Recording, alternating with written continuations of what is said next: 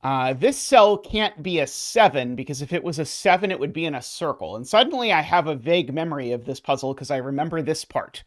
If this was a 7, it would definitely be in a circle. So it's not a 7. If this was a 7, it would definitely be in a circle. So it's not a 7. And so this is a 7. And now we've got all of this to work with. Does this work either way? Or do I need to put this in a specific way to avoid circling something? This does have to be an 8 because of the fact that the 7 isn't in a circle, for what it's worth. I did see that. I was trying to disentangle what was happening here. I do agree that this is a 9 by Svenning, and this is a 9 by Svenning. So we have that. So we can checkerboard over into here. Like that. And we already argued this one isn't the one. Oh, so this is the one, or that's the one is technically possible, I guess. That we have so far. This can't be a 6. That's the one I should look at. If this was a 6, it would assuredly be bigger than everything around it. So this is a 3, and that's a 6. Okay, and now that I have this, now if this is a 5, it would be in a circle. So in fact, it's in a 4, and that's a 5. Okay. So we've got all of that, for whatever that is worth. Let's see. What else can we do? We do know that one of these two is a 9. Could conceivably be a 1-9 pair. We know that this one's small, for what it's worth. This one's assuredly small, if you look at it, because it's next to an 8 and there's already a 9 in the box. So this can only be smaller, which then we can checkerboard down, and that's going to place another 9. Because now this one you actually see by the checkerboarding, this is small, not big. And so this is the one that's the 9. And so now that places that this is the one that's the 9. And so this is a 9, and this is a 9. And so have done this. And so now we have all the 9s. So in particular, I guess that now makes 8s kind of interesting. Because now I know everything about the 9s. Yeah, the negative circle constraint is definitely doing... And I guess it basically has to do everything, given the that all the other work has to be done by the 3 black dots, or 4 black dots in the grid. And box 8. And column 5 is 1. Let's see. Okay, so what's the rest of this column is probably a worthwhile thing to fill in. So this is a big thing. Well, let's just fill in the rest of it. So there's a 1, there's a 2, and a 3, and a 6. Okay. So these certainly aren't 6. This one certainly isn't 1. And it's not 2 either. And it can't be 3 because this digit is not 1, 2, or 3. So this is a 6. It's just a naked 6. And so it's bigger than this digit. So this digit is a 4 or 5 only. Yeah, 1 is not the none circle cell. That's a very good point that I should fill in. Let's see.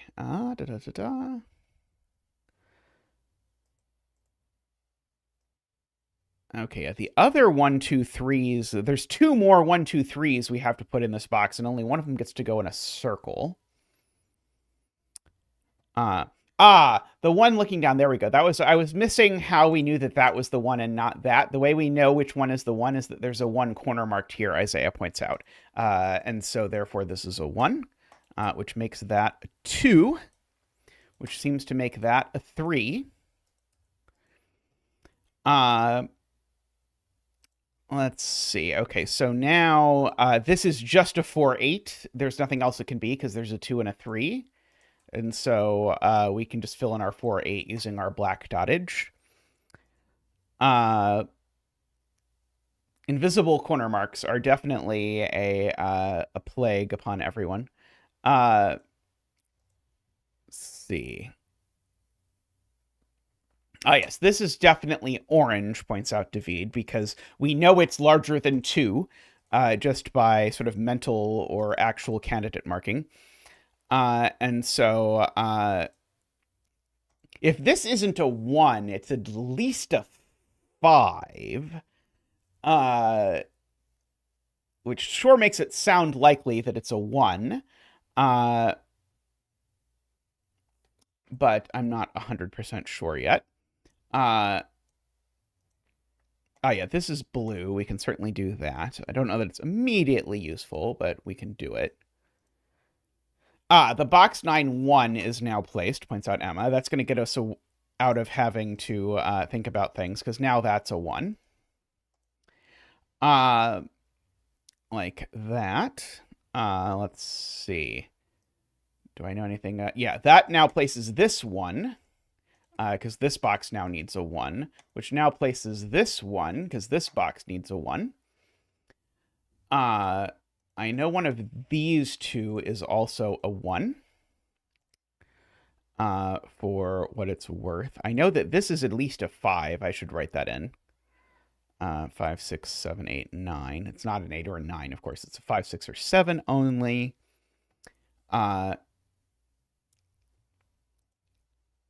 Okay. This number has 4 numbers bigger than it, which means it's at most 5. But if you look at it, it's not 1, 2, or 5. So this one's only 3 or 4, just by Sudoku plus contemplating how numbers work.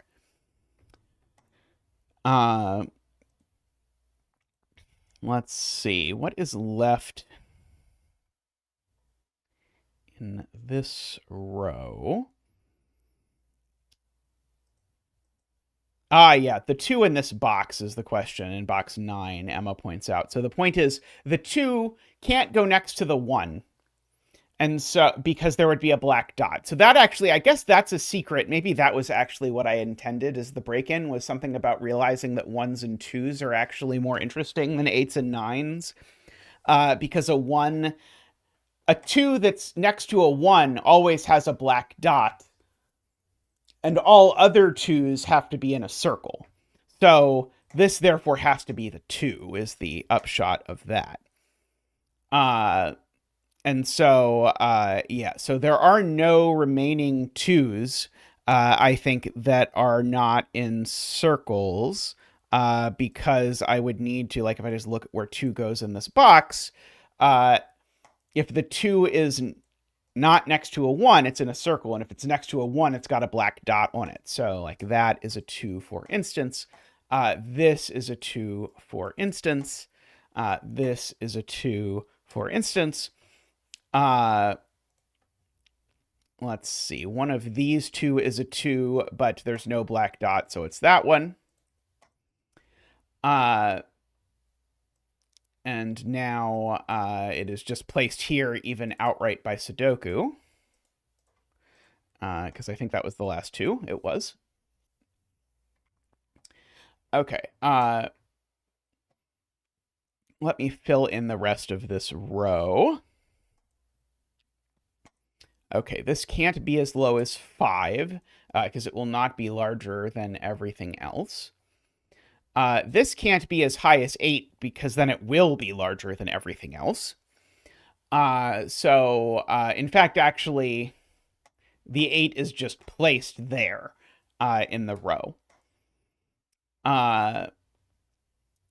Let's see.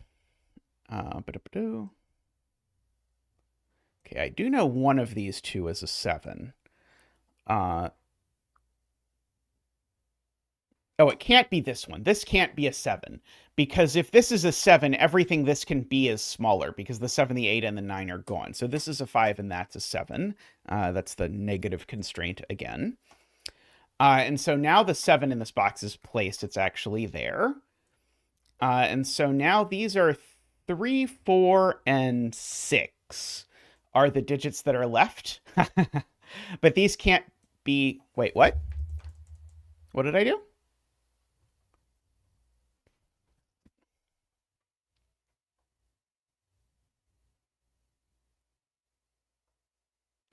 Oh, was I... Oh, right. Sorry. This could be a 7. You're right. Dagnammit. You're right. This can be a 7 because it's next to an 8. Right. This is already bigger. That's already smaller no matter what. Never mind. You're right. Okay. I do need to make sure that 3 and 6 are kitty corner to each other. So the 3, 6 are either there and there or there and there. Yes, I can't put the... So if you actually look at this, you can actually ask yourself, which way do the 3, 6 go? And the 3, 6 can't go this way because then this wouldn't be in a circle. So the 3, 6 have to go this way. So this is a 3, and this is a 6. I'm being told that if we resort to Sudoku, we can place some 8s. I would believe that. So an 8 here would be in a circle. So the only other place for an 8 in this box is here. An 8 here would be in a circle. So the only place for an 8 is there.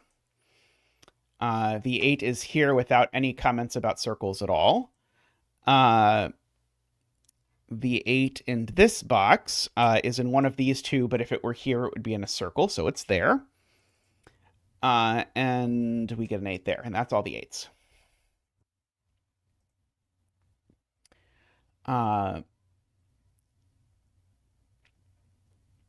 Very good spot from Todd. Box 3 needs to have a 4 in it. It can't go next to a 2 or an 8.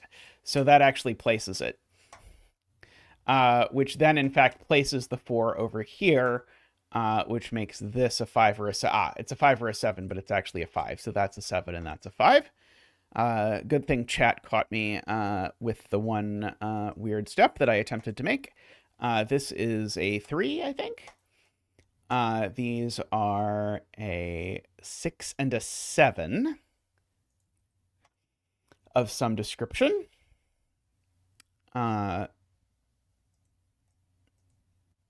This column still needs a 3, but I don't know quite what to do with that yet. This column needs a 6 and it's placed. I don't know how on earth I saw that, but I did. It can't go there because of the negative constraint. It can't go there because there's a 6 looking at it. So this is, in fact, the 6. So that makes this the 7, which makes that a 6 and that a 7. Oh, yeah, this is big. Oh, why did I color the 6? I don't know. Because 6s are high in German Whispers puzzles? I don't know. Not for any good reason, I'll tell you that much. Okay, this number is... Well, this is always going to be less than this, so that's okay. So one of these is a 3, and one of them is a 5. Okay, so these are a 3-5 pair, is I think what we have learned. I don't think that was interesting. Thank you, Laura. Laura also got 3-5. I'm always happy when someone in chat gets the same remaining digits that I get. Okay, apparently this is now a naked 5.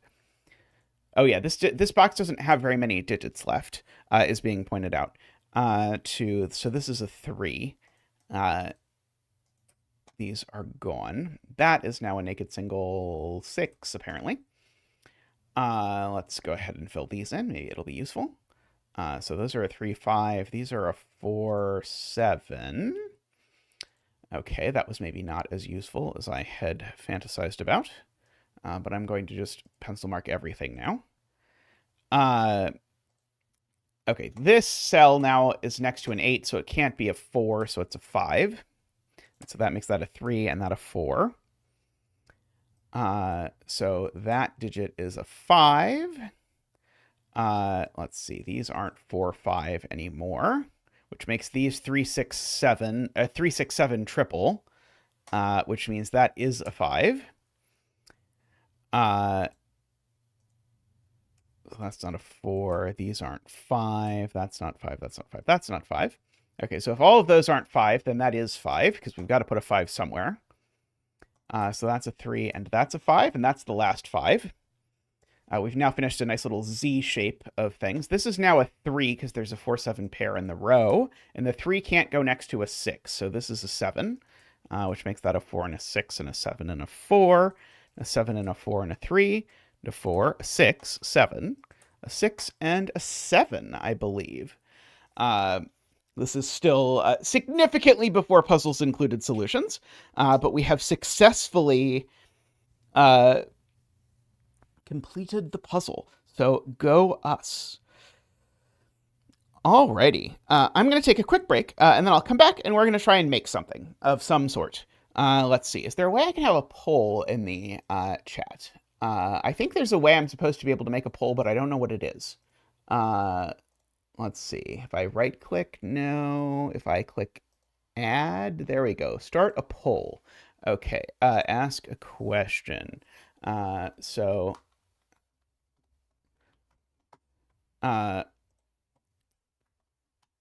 see. What should we make? I will let you be the side, or be the voice of reason in this, and you can decide which of these things you want while I am going to do this. Is it going to be a 10 clumsy one? We'll see what people vote for. I have a feeling it's probably not going to be a 10 clumsy one, but you never know. Anyway, we'll be back in just a moment.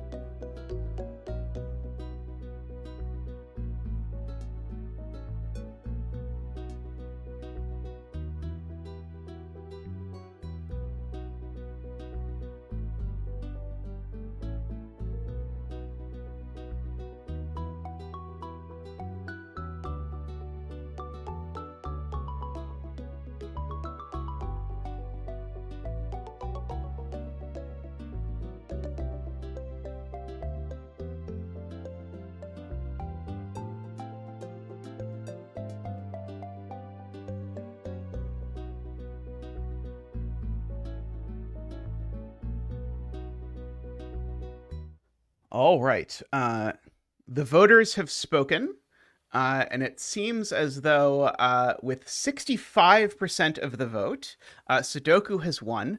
Although, quite interestingly, Yuban is a close second, which surprises me. Although perhaps it's because I wrote pencil puzzle and didn't write something specific. Like maybe if I had written Pentominus or Star Battle or something, maybe it would have, or I mean, I guess it would have been unfair to put Shakona in there because then that obviously would have won. But let us attempt to make a Sudoku. So I think let us try to play with the fortress circles from the puzzle we just did. So I want to mix the fortress circles, and so just to spell it out, I could probably find a way to put it on screen. I think we're going to have standard constraints, although I have no idea what standard constraints. But one moment, let me actually type up this just so I can have it on screen somewhere and take a screenshot. So that you can see what the thing. But basically, I just want to use the rules from the previous, but without the negative constraint. Because I do that. But I feel like it'll probably mix interestingly with other things.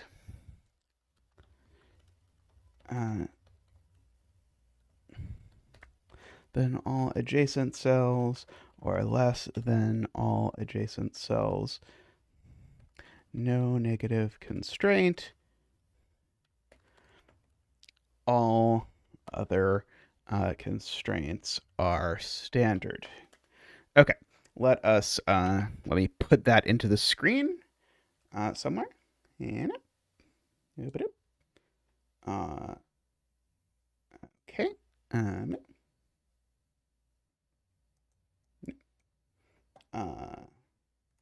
Okay, I actually have to save it apparently. Do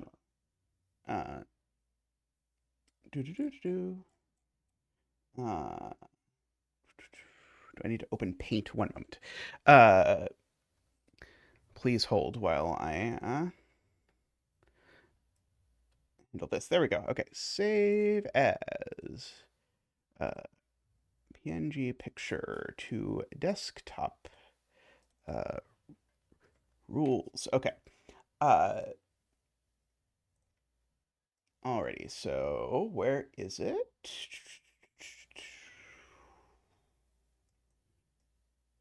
I saved it to the desktop. Oh, there we go. I think it's this. Haha, there we go. Okay. We now have this beautiful image explaining what the rules are. Okay, and we've got some circles to place. If you're unfamiliar, by the way, the thing I am using is fpuzzles. So this is f-puzzles.com. And so this is a Sudoku creating website, as you might have guessed by the fact that our goal here is to create a Sudoku puzzle. I also have installed all of Rank's useful scripts, so my version is slightly more powerful, perhaps, than it will be if you just go to the website right away. Let's see. So Playmaker says German whispers. I was thinking entropic lines as being a potentially interesting place to put this. So like if I just to show you, if I drew in an entropic line just to show you what I'm thinking here, to start, if I put this in and I say, okay, so reminder, entropic line means that you've divided the digits into 1, 2, 3, 4, 5, 6, and 7, 8, 9, and they sort of three-way alternate around the line.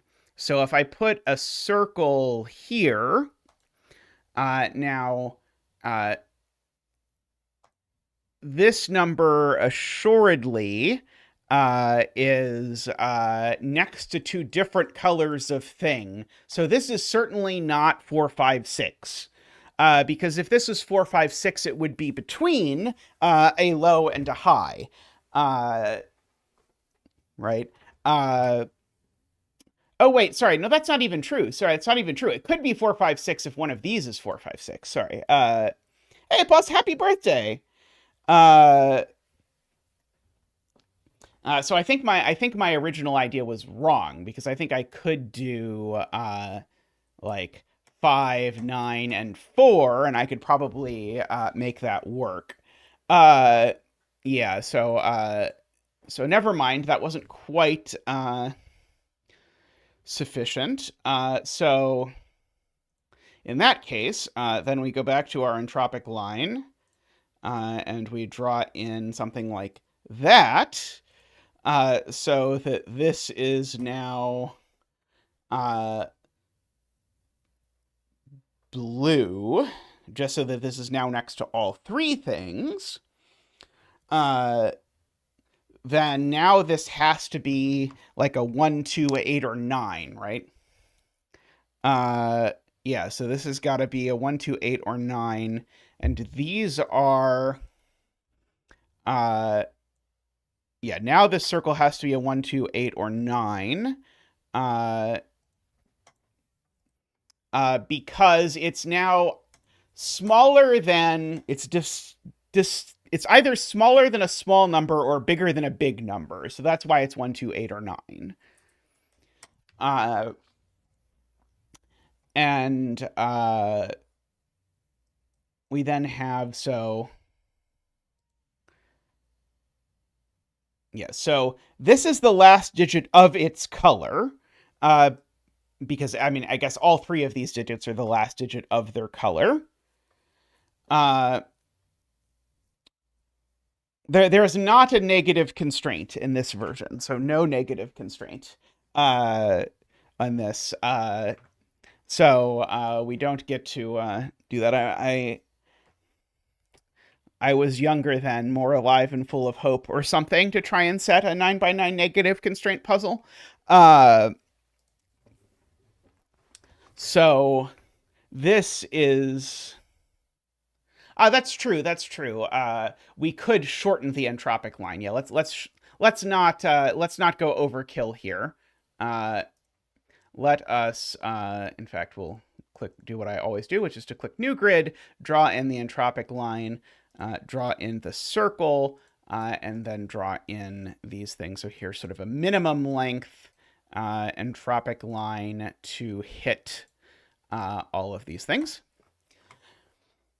Okay. Oh yeah. The no ended up put poorly there. Yeah. So this is still 1, 2, 8, 9, and we don't need to commit to anything other than that. Okay. So what do we have left? So it's possible.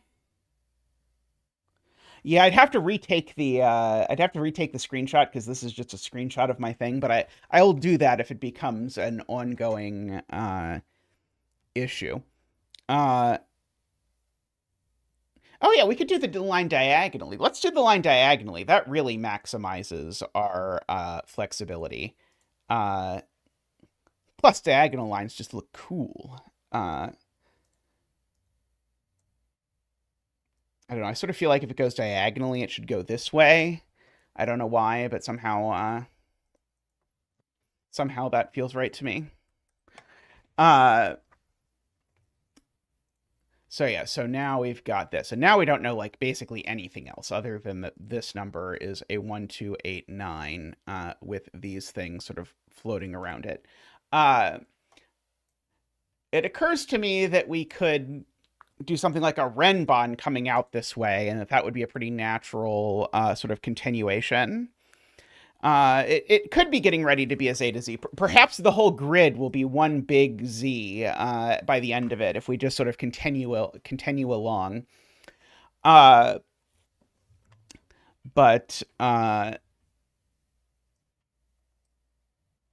So what if we do that? What if we now throw in a Renbon like that? Because now it's interesting that this number, if this is a 1 or a 2, this number is bigger. Yeah, we do eventually need to resolve the grid somehow. Probably sooner rather than later, since I generally prefer that. But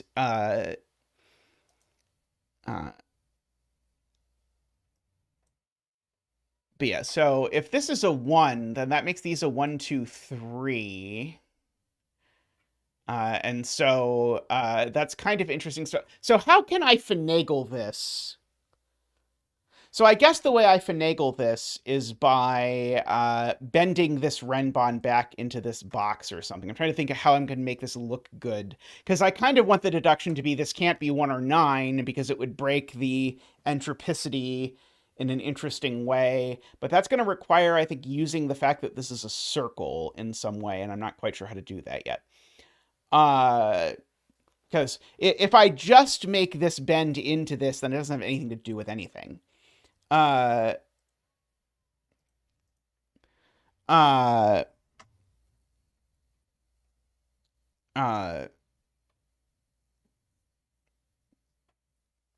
so yeah, so if this is 1, 2, 3, then yeah, this cell goes on the entropic line, and if this is 7, 8, 9, then this cell goes on the entropic line. So this would definitely be, I mean, I guess maybe this is not the most profound statement. This would not be the biggest thing. Now we could make this anti-night and go really crazy, but let's not go too far too quickly before we go down these things. But I do like noting that this digit can't be 1 or 9. Because it would be the wrong 1, 9. But maybe there should be another circle somewhere or something. If I also put this in a circle, does that do anything interesting?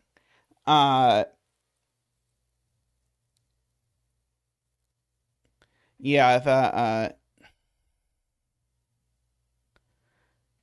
doesn't it break immediately if this is a circle, Garion?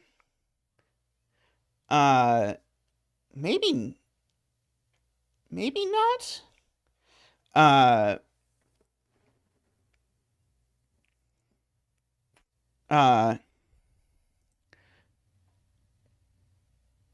are you saying this is always on the entropic line? This doesn't always have to be on the entropic line, does it?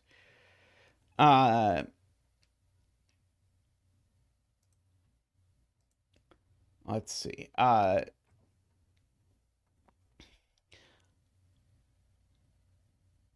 So if this is also a circle, then it's saying that the Renbon goes in order, right? Is the punchline. Can you explain that, Isabella? Uh,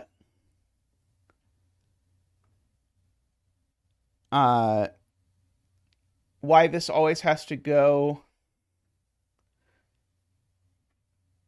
on the entropic line?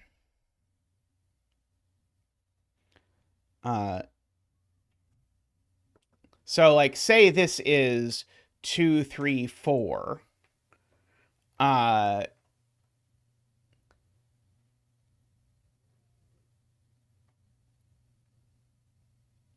Then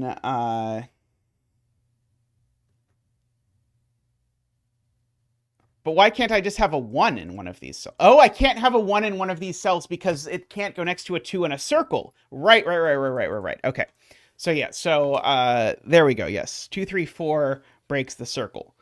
Okay, so yeah, so there's more interest here. This is more intriguing already than I expected. And Isabella, I think, is correct.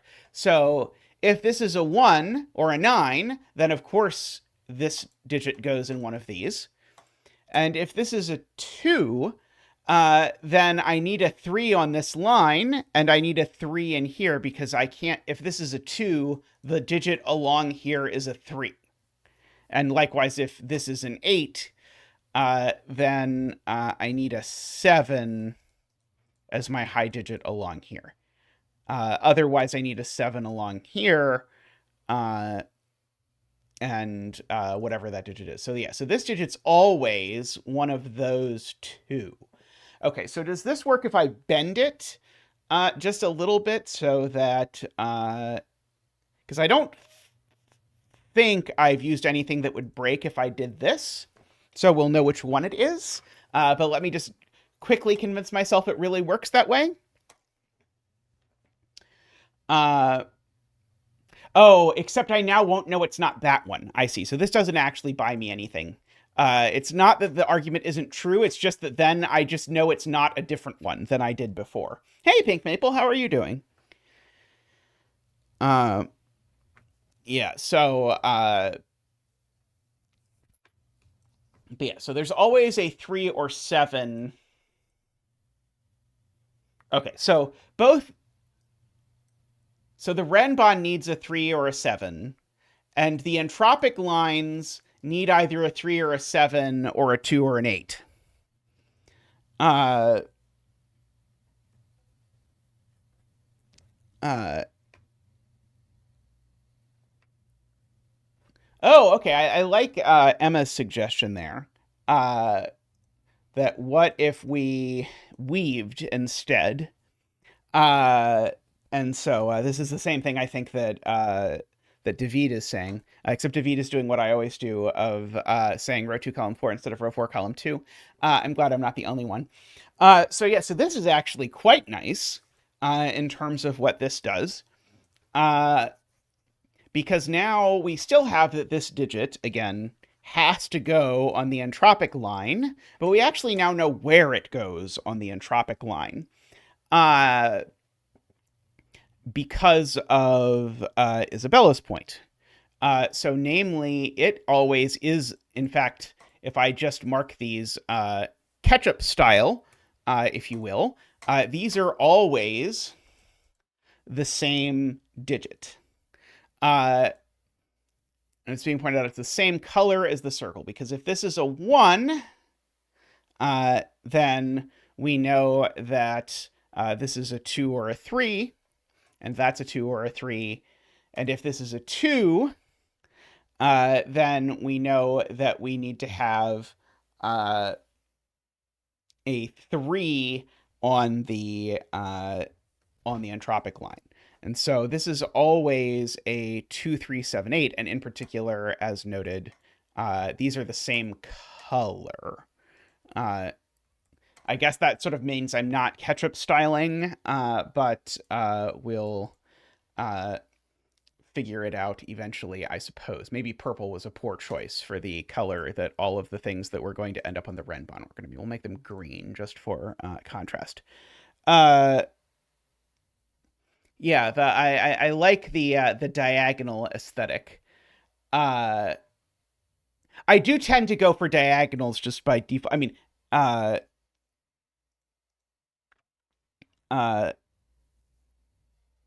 yeah, so if this is a 2, here's the thing that happens, Ron. If this is a 2, what 1, 2, 3 is it that goes on the entropic line? And the answer is a 3. Is the only one, because I can't put a 1 on the entropic line because it breaks the fact that this is in a circle, is the version of that we get.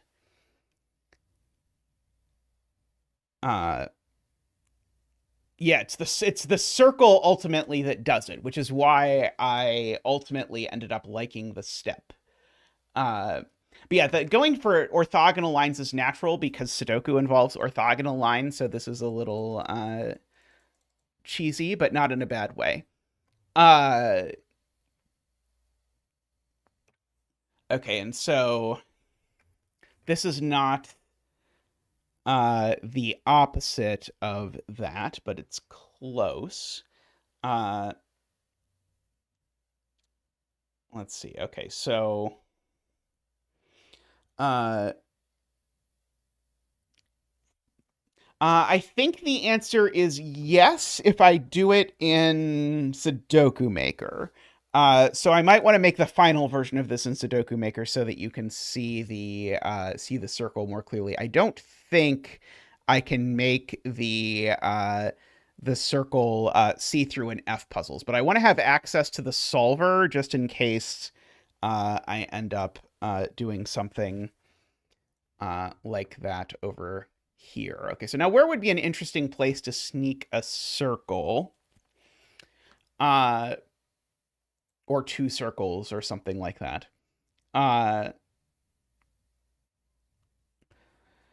Let's see. Okay, so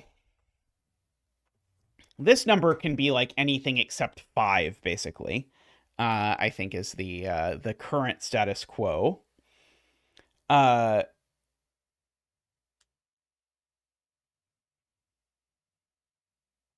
If we repeat the same shape, then we can force the other high-lowity.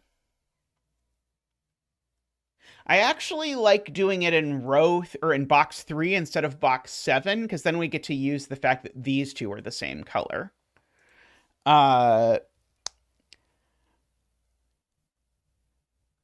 uh,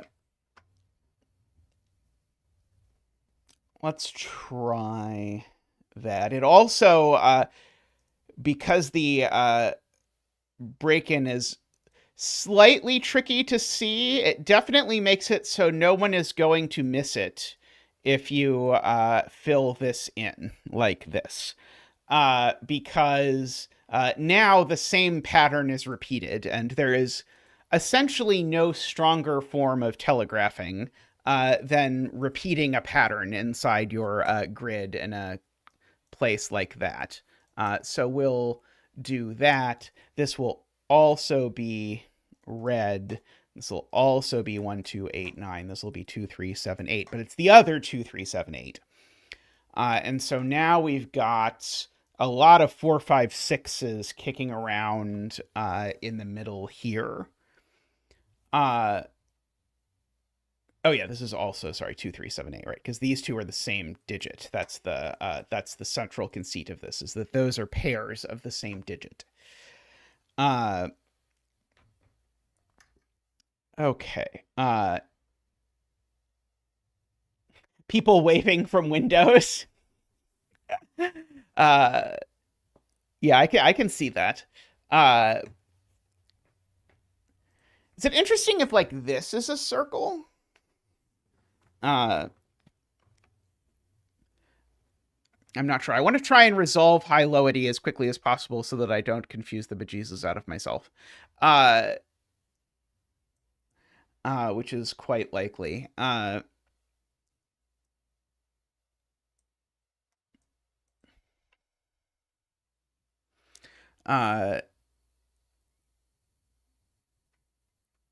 Would have accounted for the reds and greens in the column. Oh, that's interesting, right? Because I know that one of these is red, right? So yeah, so there's sort of, if we repeat this pattern instead of here, if we repeat it in box 7, it actually does, it allows for a different deduction that Garion points out, which is also quite interesting. If we do this, namely, now we end up with these both being red. That also, well, sorry, as long as I put the circle there as well. Let's not forget the circle. It's also being 1, 2, 8, 9. This also being 2, 3, 7, 8. This also being a red 2, 3, 7, 8. And so that guarantees, and so this is what Garion points out, if you now look at it, this now guarantees that this cell is the third thing. This is a 4, 5, 6. Whatever color we make our middles. And that is interesting. Now,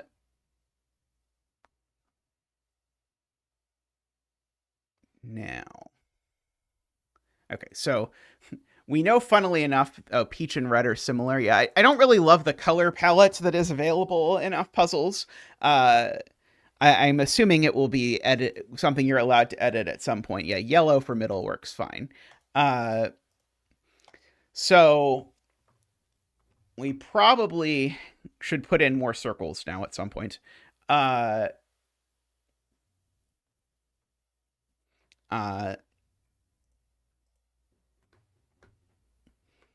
trying to decide like something like there for a circle or something like that. Like, I guess the thing I know is I know that this cell is green or yellow, and I know this cell is red or yellow, just for purposes of keeping track of that.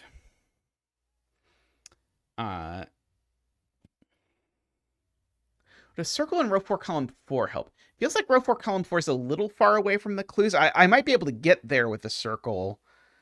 If I try. I know this cell can't be circled. It's kind of a shame. I don't think I could have made this cell circled instead of this one just so that these patterns were similar, but I don't think that would quite work.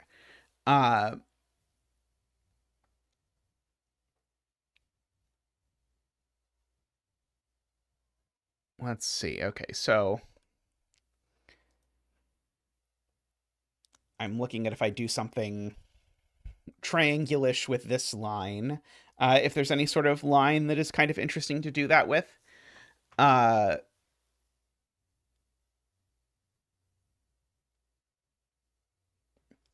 Whispers is not an option.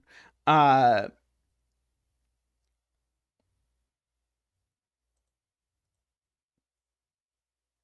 if I put a circle here, it's interesting.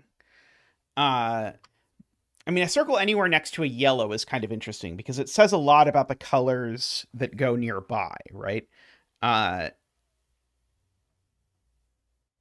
Circle. If I put a circle here, now either all of these are less, and so either all of these are going to be yellow green, or all of them are going to be yellow red, basically. Uh, is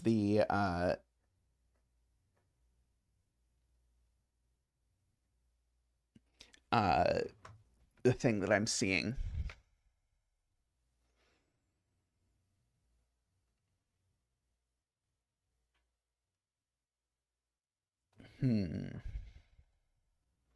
Tricky. Uh, yeah, it will be nice to disambiguate, but I mean, no clue of any of the types that we have so far will disambiguate high and low. So we have that. We do have to think about that, although it's possible that we deal with it being unambiguous, or sorry, it being ambiguous the whole time. And then actually the clue at the end is like a single given digit or something. Uh, I mean, you always need a 10 line, right? I'm mostly just trying to figure out how I can exploit the existence of the circles in some interesting way uh, with what I know about these things. Uh,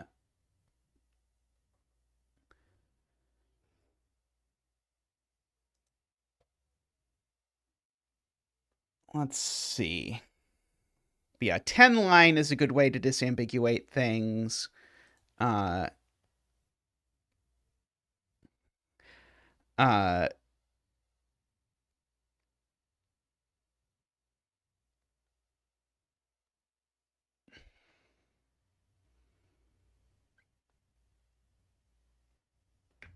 you made row 5, column 3 a circle. Does it force yellow off of something in column 3? Uh, yeah, so if I make this cell a circle, and maybe that's a better place than my row 5, column 1, because it extends into the rest of the grid. Uh,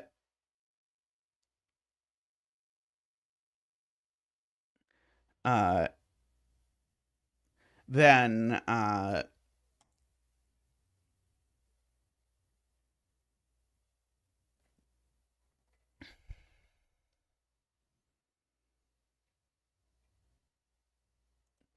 not quite sure.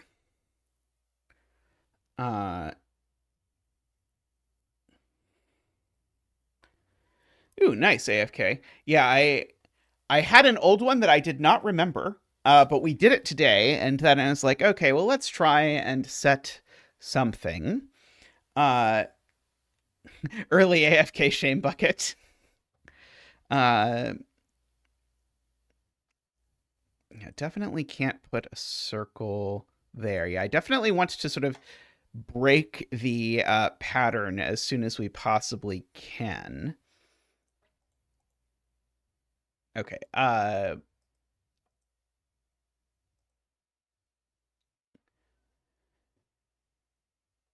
Let's see. What else can we do? Uh, we try to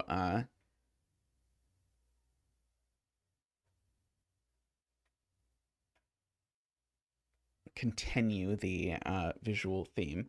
I was looking at region sum lines to see if I could do anything interesting with those. Uh,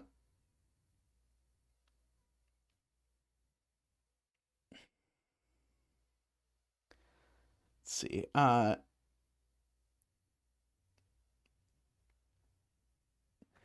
What if we did it with horizontal lines in box 7? That might be, it would leave us some more flexibility at least. Yeah, they're currently different entropies. So if we did, I'll find it eventually, entropic line. If we did this instead, something, oops, like that. Okay. It's still true that these end up being a different entropy than that, because we've got 2 greens, and so these are 2 reds. And we also know this is red for the same reason as before. Is there any way I can get away with putting the circle in a different place? That's what I really want to do. Having done this, I kind of want to try and put a circle in a different place. I might prefer to repeat the pattern or nearly repeat the pattern if I can put the circle in a slightly different place. Let's see. What would that look like? Or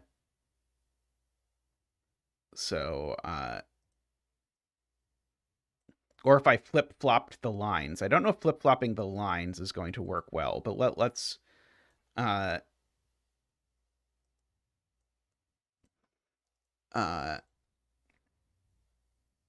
yeah, I want a similar pattern, but with a different circle pattern. So yeah, I guess here is maybe it's not really that different if I then put the circle here. I mean, it's marginally different. Oh, actually, maybe it just breaks if I put the circle here.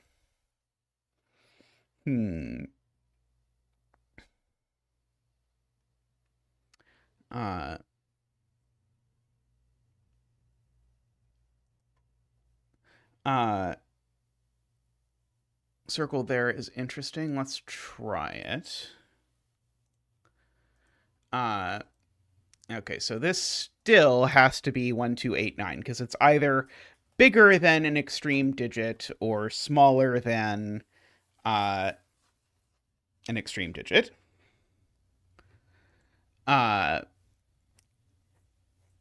For sure.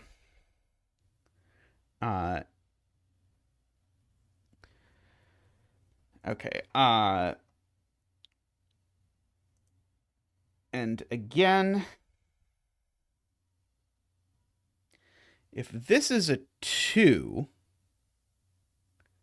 oh, you can make the circles transparent by editing the color in the JavaScript console. Okay, that is above my pay grade, but I might ask someone to do that if we sort of finish this and like it.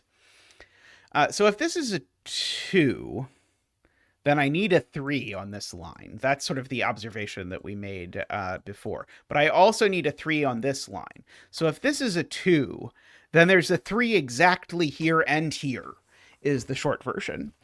And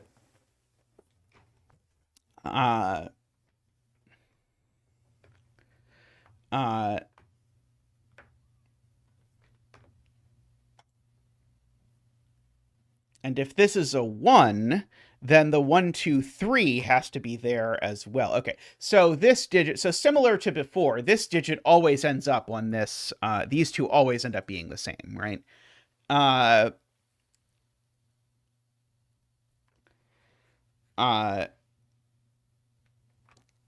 Yeah, so, because yeah, if this is a 2, then I need a 3 on both of these is ultimately the key.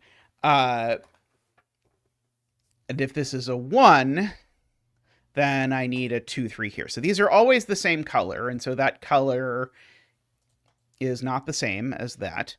And this digit always also needs to show up on this, because it's not possible, because of the way that these are entangled, that there's 0 overlap between these things. And so that digit goes there. And again, it's not a 1, or 9. So this is a 2, 3, 7, 8 again. Looking slightly different, but only slightly than before. Okay,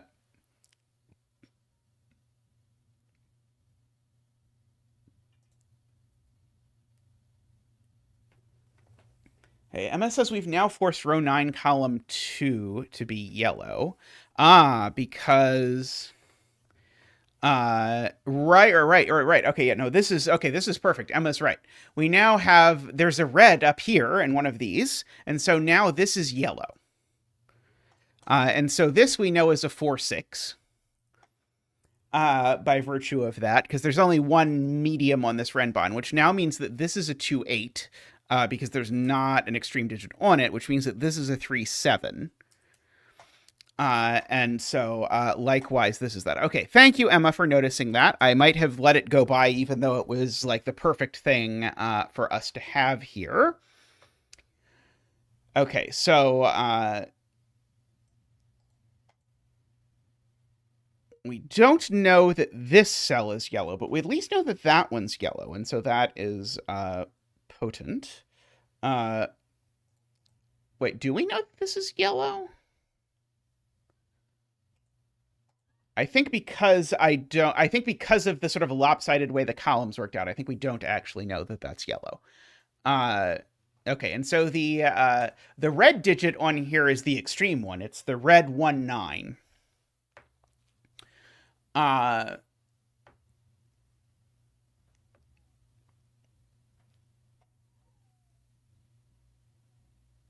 In fact, we could put a circle here to make this definitely not yellow. And so if we put a circle there, exactly as Emma says, great minds and all. If we make this a circle now, it forces it to not be yellow. In fact, it forces it to be green, and then that's also pretty interesting.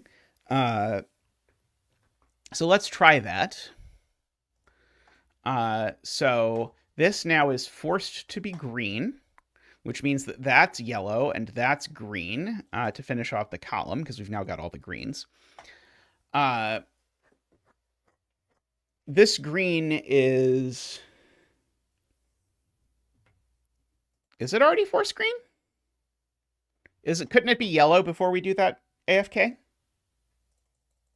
I think it could be yellow before we do that. So this is a green that's more extreme than this. So it's 1, 2, 8, 9 again.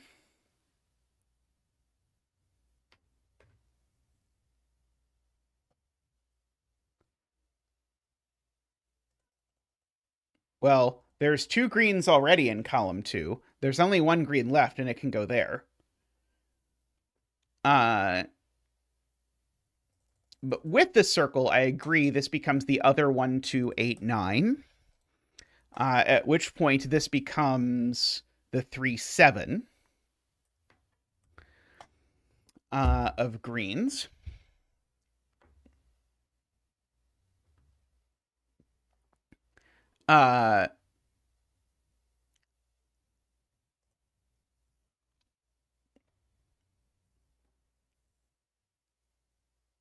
Right, because these are the same. That's also a 3-7. So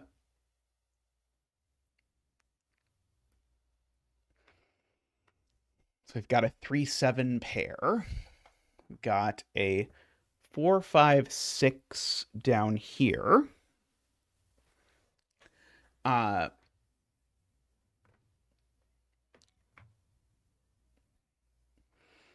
Okay, so now what am I doing to break this symmetry?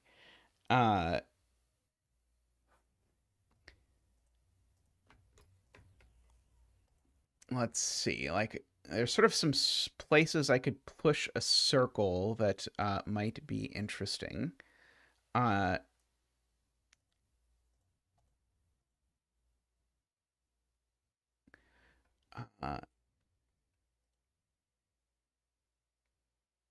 circle here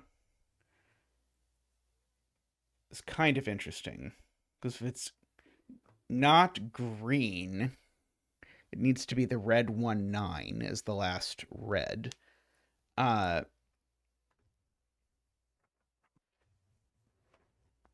uh,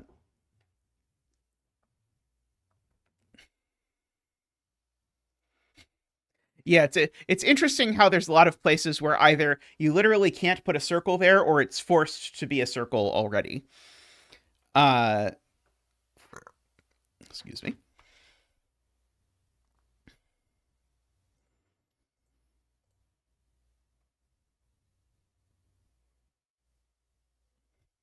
If we sneak a modular line in here between these, then we know that this is a 258. Just thinking of ways that will still very much not resolve anything about the high-lowity. I'm not sure that should be our goal, but it is a thing. Oh yeah, I guess that's true. Any digit that's only next to a pair of consecutive digits is going to be a circle. Yeah, I know there's a red 3-7. I'm trying to see if there's any sort of interesting way I can use Bizarro World Sudoku on this this stuff. Or like just shove an extra circle in one of these places to disambiguate something.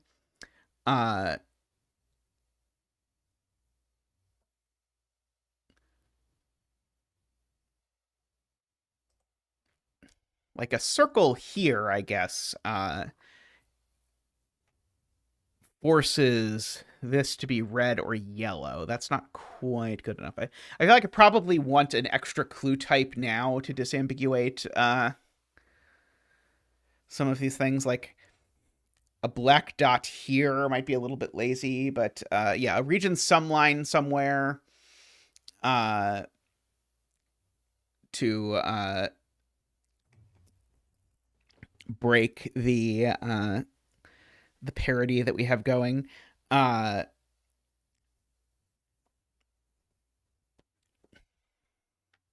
actually, I could put a vertical black dot here, and that's actually kind of interesting. Because if I put a vertical black dot in here, now it has to be from 1248. And that's actually kind of bizarre because of the overlap that it has with what's happening. Let's try that and see if we can make magic happen with a plus ratio. Because now, because of that, we've got this 1248, which always has a digit in common with. It doesn't always have a digit in common with green, I guess. So yeah, if this is 1-2, then they're both red.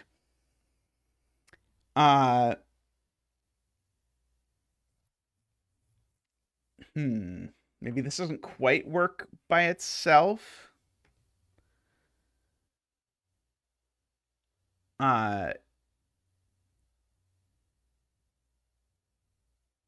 But it seems very compelling to me to have this sort of almost mess of stuff.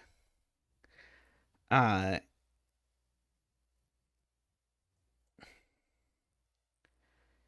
uh,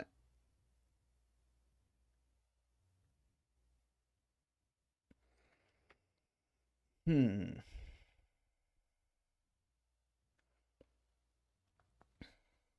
That feels so close.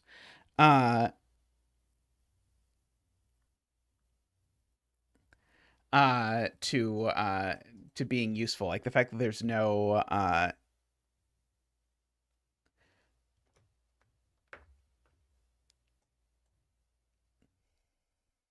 okay, I don't hate that. Let's try that. Okay, so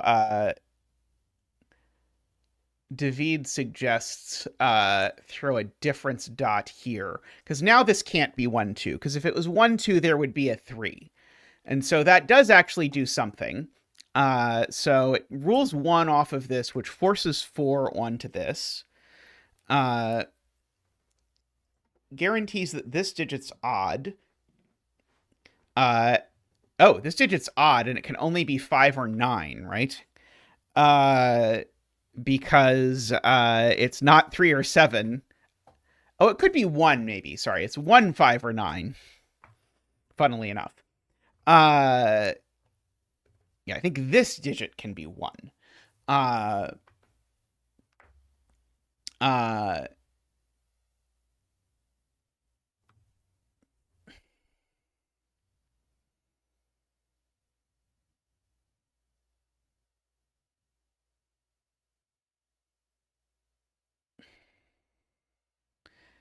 uh,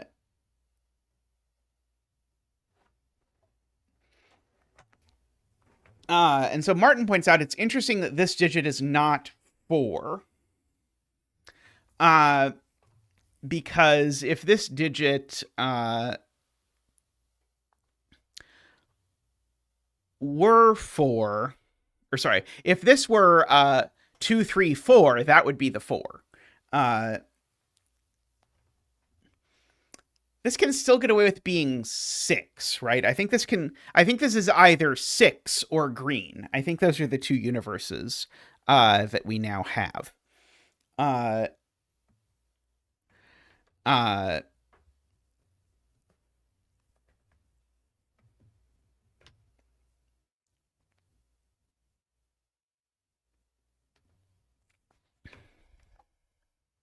I was trying to decide if there was a way I could put a circle somewhere like here that would be that would do damage. Like I think a circle here might break or might do a lot of damage. One of those.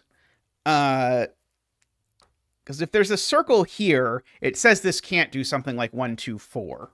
It creates some sort of like weird anti-thermo thing. It also says this just can't be 9. Let's see if this helps at all. So this assuredly can't be 1 or 9, right? This has to be a 5. If this is 1 or 9, then I think it breaks me because that'll be 1, 2, 4. That doesn't work. 9, 8, 4. That doesn't work. So this has to be a 5, which means this has to be a 4, which now means that this is low. So that has to be an 8. And so that then, of course, means that's not an 8. In fact, this is now has to be a 9. If you look at it, actually, because it has to be bigger than the 4. And so now green is high. So that's 7. Red is low. So that's 3 and 2 and 3 and 4. These are yellow. That is okay. I'm going to flip my red and green just to confuse myself because I want the lows. In fact, I'm going to make these. I'm going to make these lows blue just so I can try and keep track of this. So this is the 8 because this line definitely needs an 8. Let's see. This is high. Let's see. Is it broken yet? This is a 6 or a 9, and I think I, funnily enough, don't know which one it is yet. That is a horrible blue, yeah. We can kindly ask AFK to contemplate a nicer spread of colors. Looks almost purple on your screen. Let's see. Okay, so this is a 5 or a 6 for what it's worth. Let's see. But I don't think that is going to have broken anything, because I think in order for this to do anything, we needed to know that this wasn't 3-6, which I don't think we got until we knew that these were a 3-7 pair, which I think basically required everything that we had so far.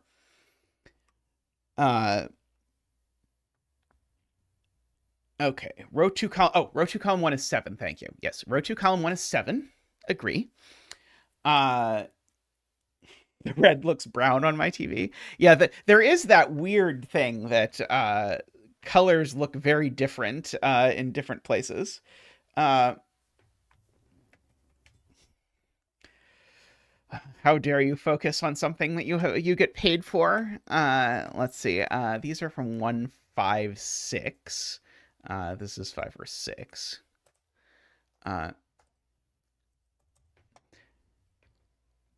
Okay, so now, let's see, this is 7 or 9, of course. Oh, that's right. We know these is a triple, actually. That's probably worth mentioning. These are 1, 2, 3, 4, 5, 6. 1, 2, and 6. So I do know one of these is a 1. Does knowing that one of these is a 1 let me do anything cute with circles? I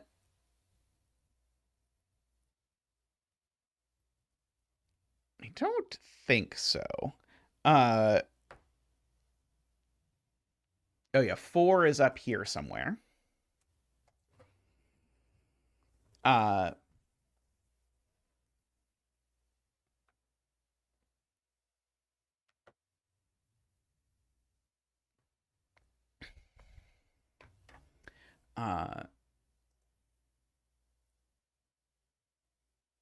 oh yeah, 2 and 3 are just here as a pair, right? That is a good thing to use. Let's see, if I put a circle here, I think that tells me what it is now, right?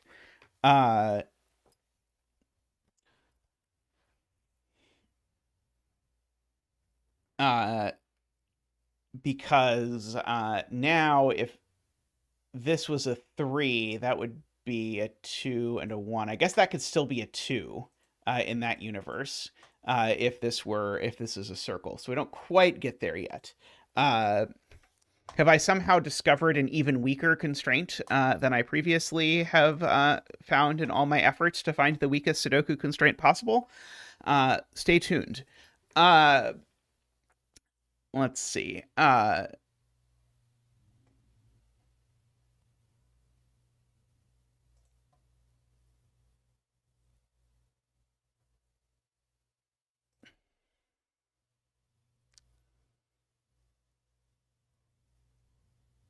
Yeah, right. So if I do put a circle here, it has to be a 1. Because if it's not, it's definitely between two of the things. Basically, that's what really being a circle, I guess, really means, is that you're not between any of the 4 cells that are there. So, like, a circle here does sort out that this. No, only because, David, I know one of these 2 cells is a 1. And so a circle... Oh, no, you're right. Sorry, a circle here could be a 9. Right. Sorry, you're right. Yep, a circle here would be a 1 or a 9, I guess, would be the point.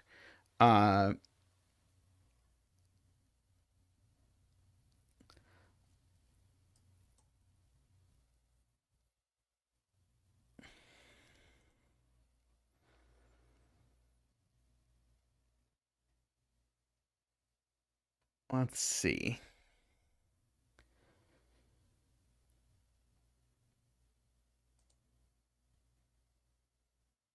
Debating, like, a circle over here somewhere.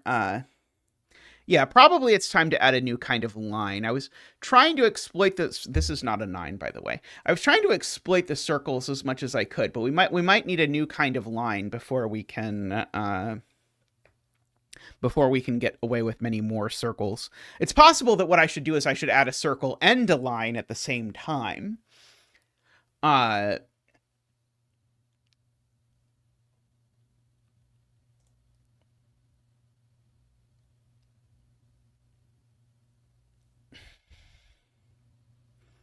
If both of these are circles, they have to be a 4-9 pair. My only concern about making both of those circles is that it's a little loud when someone's looking at the break-in of the puzzle and they're looking at box 1. Like a circle in an entropic sea.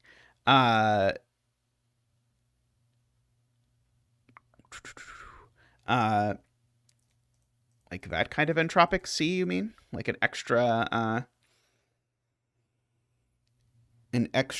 entropic C? Uh, Diagonally adjacent cells don't count. Only orthogonally adjacent cells count. Uh, yeah, we certainly could put like an entropic C through this cell that we now know is 2, 3. That's quite interesting.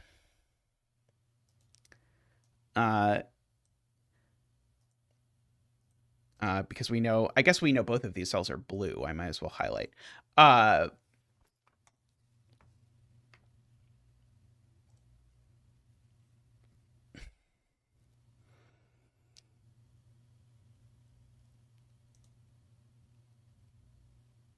So we know both of these are from 4, 5, 6, 7, 8, 9.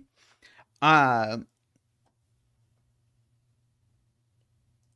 was hoping I could like creep the circle along somewhere or something. Oh, is this only 5 or 9? It's not 1, 2, 3, 4. Could be 5. It's not 6. It's not 7. Could it be 8? Maybe it could be 8. Yeah. Thank you, Laura. But yeah, that good thing to notice that these are 5, 8, 9, I believe.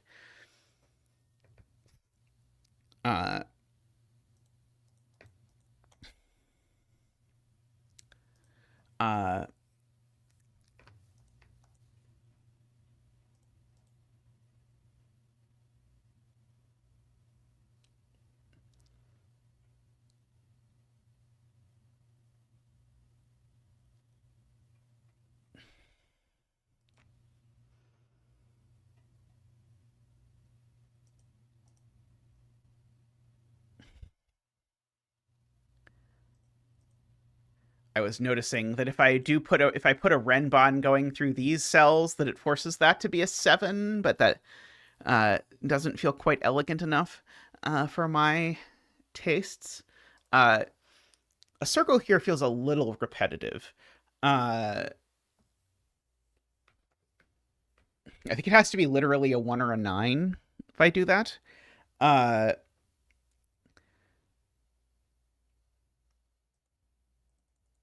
Oops. Oh, right. Sorry. I need to put those back. Okay. So let me do two things. So let me put back the 5, 8, 9. And let me blue both of these cells. So another thing that it strikes me that we could do is we could put a German whisper line here instead. Yeah, exactly. Great minds think alike, David. So if we do that, then it forces these to both be high.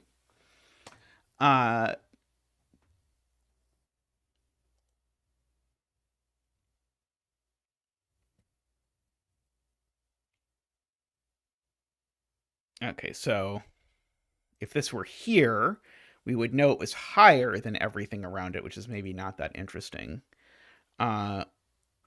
If the circle was here,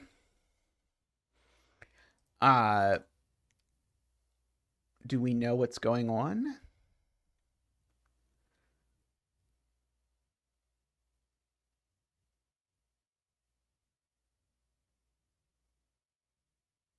Can this really be... I don't think this can really be a 9 if there's a circle here. Let's try it. Yeah, I don't think this can be a 9 anymore, because if it's a 9, then that means this number is smaller than it. So we would need to this would need to be a 7, and these would both need to be 8, 9 pairs. Except that doesn't work because neither of these things can be an 8. And also an 8, 9 pair there would break the bejesus out of this. So yeah, so let's put a circle here, which does have the impact of meaning that this is not a 9. So this is a 6. Does end up being symmetric to the other one, but that's okay, I think. So that means these aren't 6.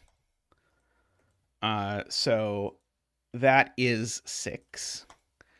If we're looking at this, these are now 1 and 1, 7, and 9.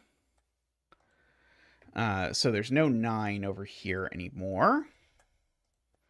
And these are now 4 and something. 1, 2, 3, 4, 5, 6, 7, 8, and 9. They're 4 and 9. Okay.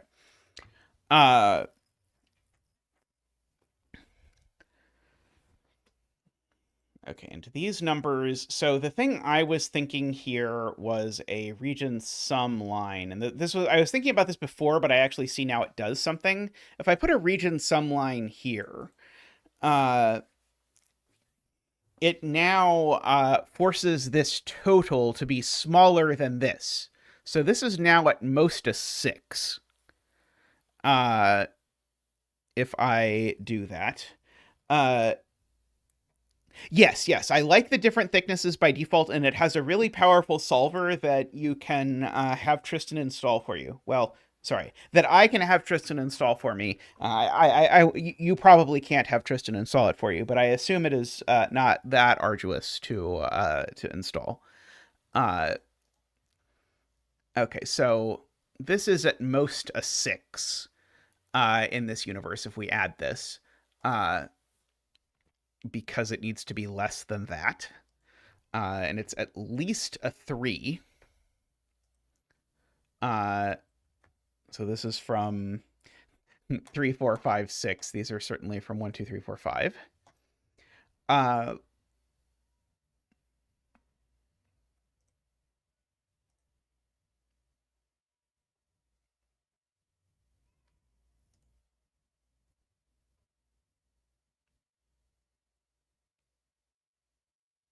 It's interesting. It certainly creates an odd pressure on this cell, given everything that we know.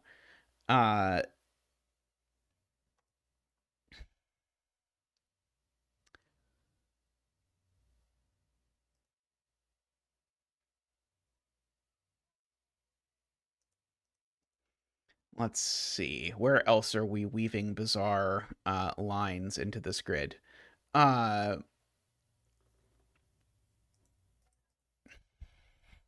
We could weave in another region sum line like this if we want to continue the theme of every set of lines is has this V shape. For the right price, Tristan could use a vacation. I'm sure that's true. Let's see. How about a nice V-shaped palindrome?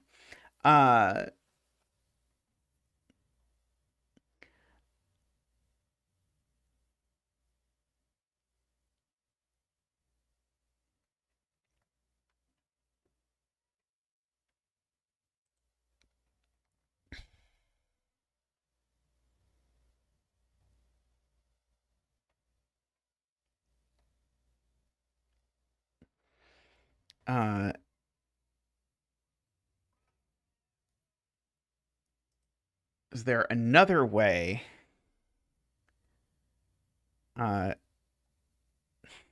V-shaped palindrome could be tricky, but it might be worth it.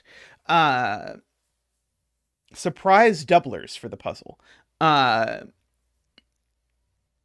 Yeah, there is some interesting. If you look at it, these numbers are all pretty high, and this number really wants to be high.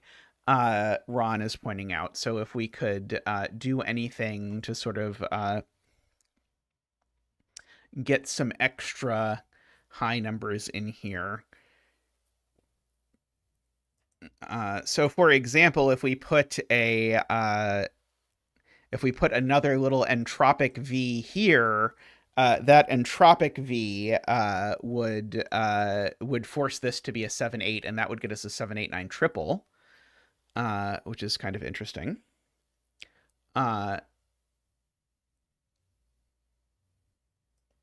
Or just a straight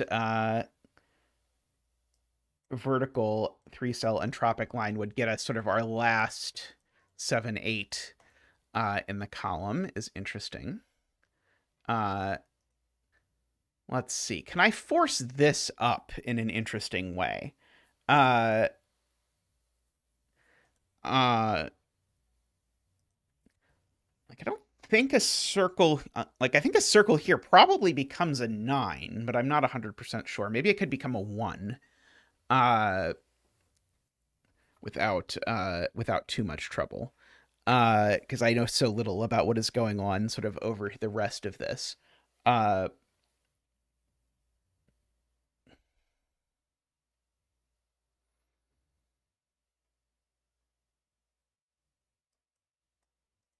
See, there's a sort of cute entropic line here, which I think creates some real interesting tension if this is a 1. Because then it says all 3 lows are up here in the column, and the only places they can go are there, and there. Oh, I guess not quite. This could get away with being a 2 in that instance.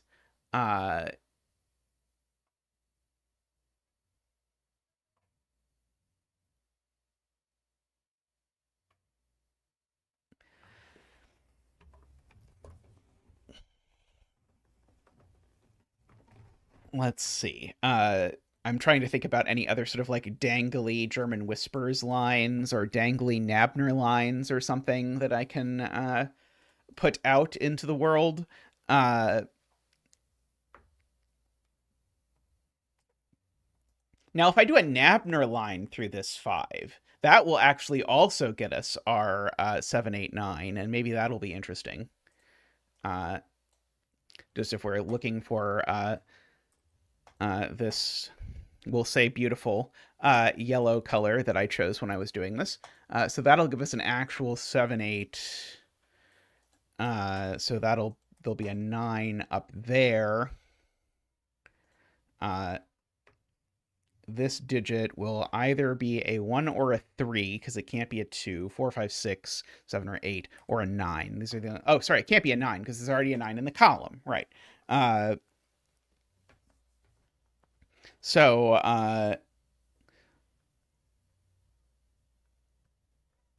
that actually maybe does interesting things, because this is now for sure low. So if this is a 3, that's a 2. Let's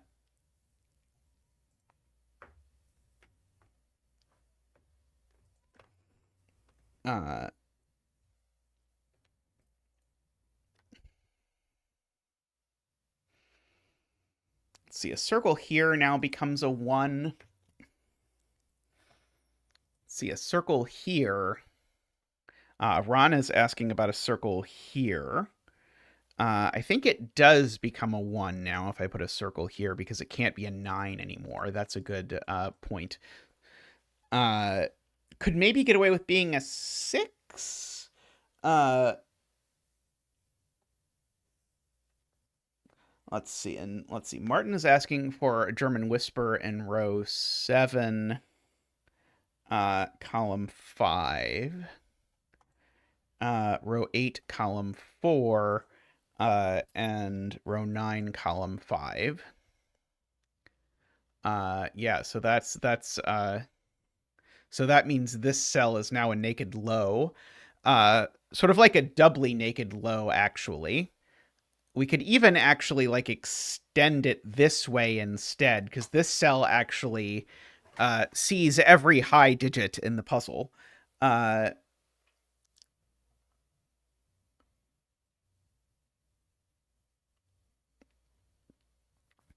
I do kind of like exploiting that in some way.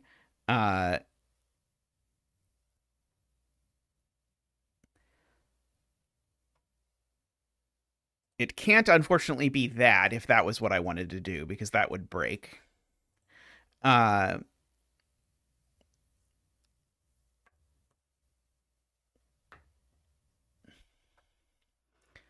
Actually, it's kind of interesting now to contemplate a Renbon here, because this Renbon now can't be very high, and it can't be completely low either, because how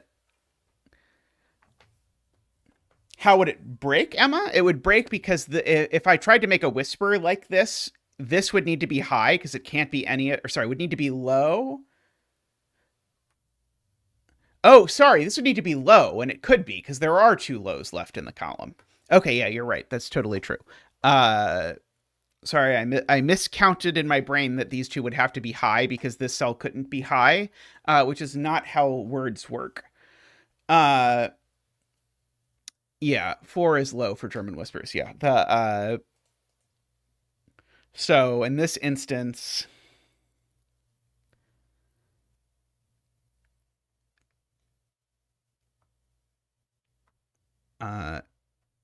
let's see, the highest digit that I could have on this German whispers is a 7. So I think, or sorry, this the Renbahn. If we did do this, so it'd be 2, not like that. 2, 3, 4, 5, 6, 7, with these not being 7s, of course. Those not being 3s either. And so 2, 3, 4, 5, 6, 7. I think that's just enough that I don't know a digit on it. Oh, this one's not a 2. I will put the German whispers here in a second after I convince myself that I don't get anything interesting out of this.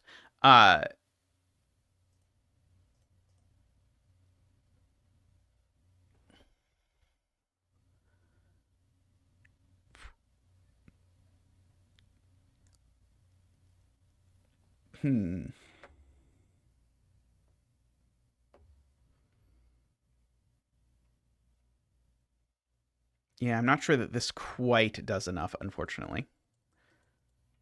Let's see. Let's try the whispers version.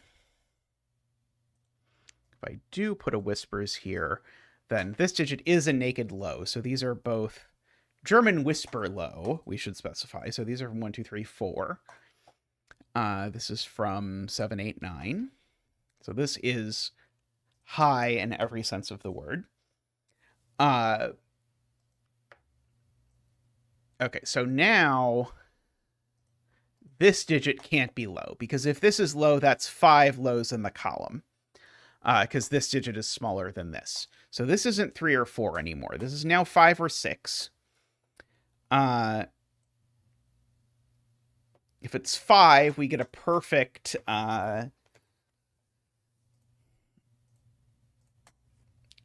pairing over there.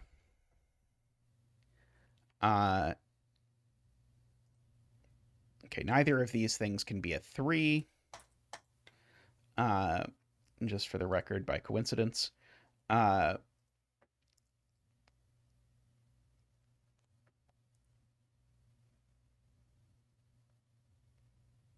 no 3s in rows with a 3. Is it possible that these are a 1-2 pair? If these are a 1-2 pair, then that's a 3, I suppose.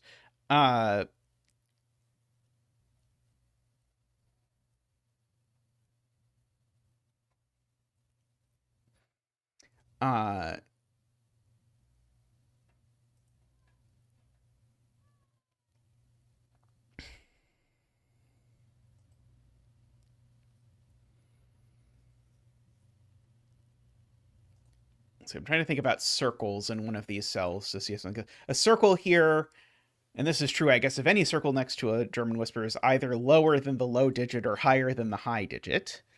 And so that would create some pressure, though unfortunately all of these cells involved could be 9. I could even like extend there to be a little bit more zag inside this German whispers and then put a circle there, maybe would be interesting. That's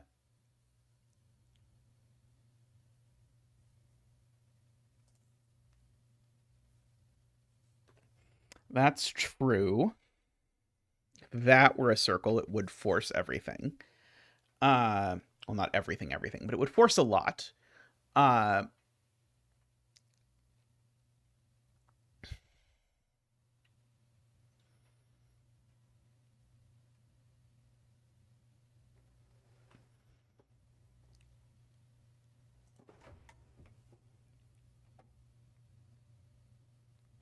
see.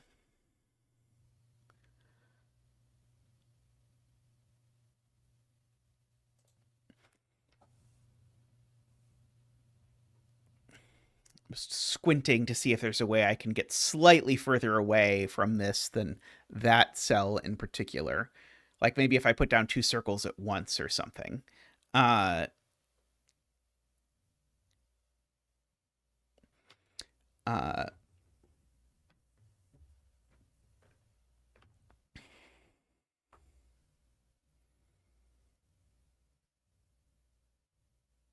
a Renbon fully in box 5 would be forced to be low-ish.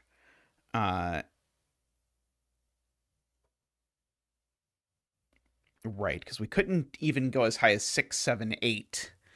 And so we would be from 2, 3, 4, 5.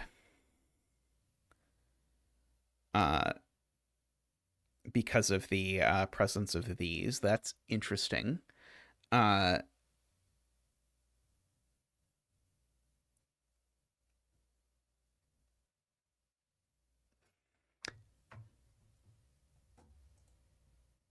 let's see. I'm trying to think about pairs of circles because I haven't used a pair of circles yet. I'm trying to think if there's a way I could place 2 circles at once that would force something interesting.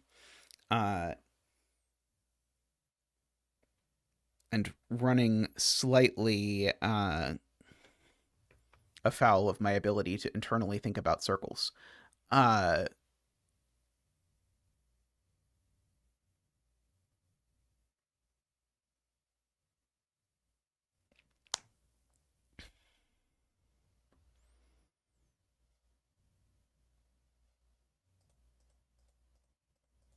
Like basically if you put 2 circles in a row, then you say that you have like a sequence of 3 cells that is not monotonic, is basically what it's saying. So like if I were to, for example, put a circle here and a circle here, it would be saying about this cell, maybe it's here and here is the interesting place to put circles.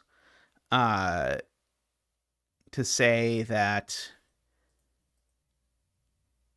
I guess this cell, I guess that's only saying this cell is smaller than both of these, is maybe not that interesting.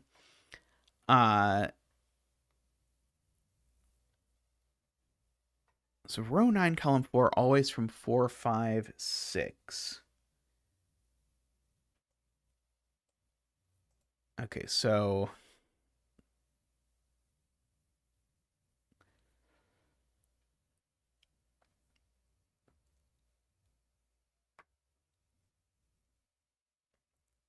not 100% sure. I think it usually is.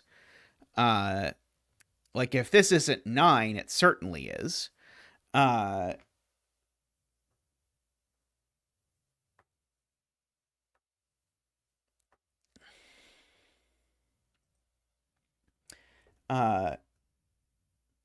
yeah, that's sort of the option I was looking at. I was like, it could be 1.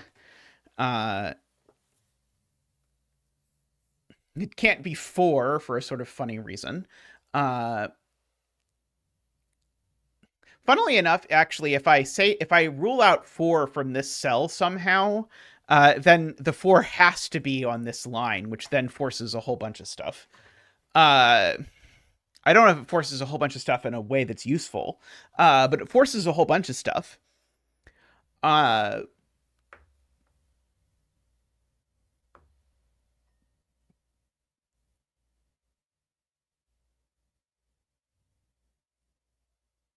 Yeah, exactly. Basically, the 4 down here sort of then forces the 4 in the column. Yeah, the uh, only so many 4s in one row. Uh,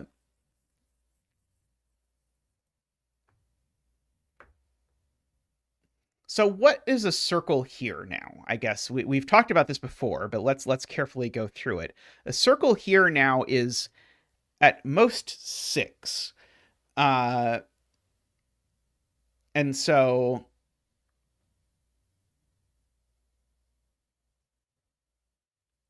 uh,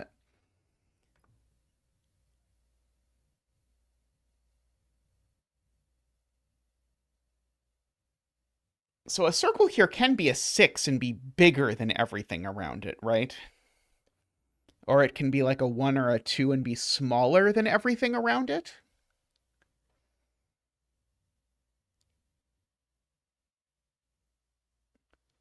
Uh,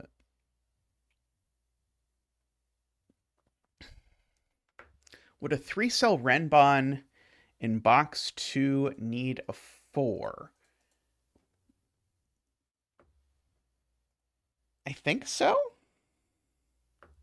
Oh yeah, let's try putting 2 circles. Let's do our thing I keep saying about maybe if we put 2 circles, maybe thinking about both of them at the same time would be interesting. Yeah, we need a 1 or a 2 on the region sum line.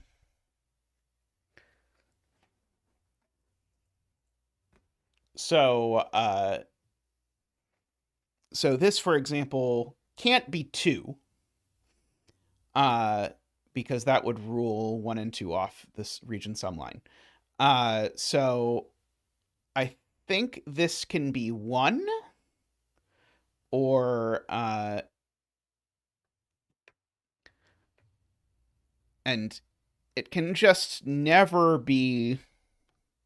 Okay, so yeah, let's write out all the possibilities and let's think about it because I think a lot of these are not possible. So 2 is definitely not possible because 2 would be less than, sorry, would be bigger than the 1 along this line that would be there. 3 is certainly bigger than one of these, but then there aren't enough things. 4 is certainly bigger than one of these, but then there aren't enough things. If this is a 5, then these have to be a 1, 2, 3, 4 quadruple. Is the only way that that works.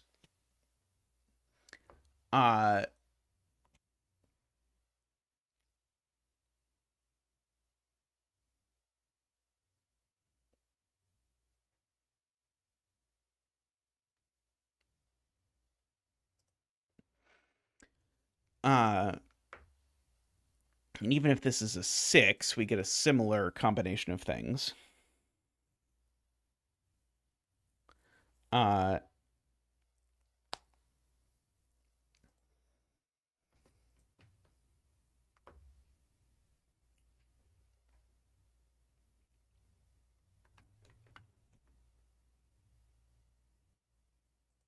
Okay, but we know this number is smaller. This is a min, right? Because it's next to a 7, 8, 9. This number is so this is a min. So going back to our previous sort of checkerboarding logic, this is a min, so this is a max. Oh, it could be 8, right? Sorry. It could be 8 because we don't actually know. Sorry, I was thinking we knew the 7, 8, 9 in the box were over here, but that's not true. So this could be 8, right? So this is either a min or it's an 8. Yeah, you're right.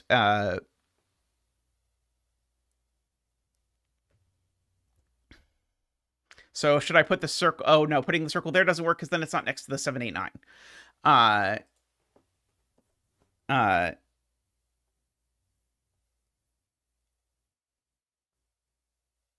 So yeah, I don't know that that circle quite gets us there, but this circle is just always a 1, 5, or 6 if we put it there.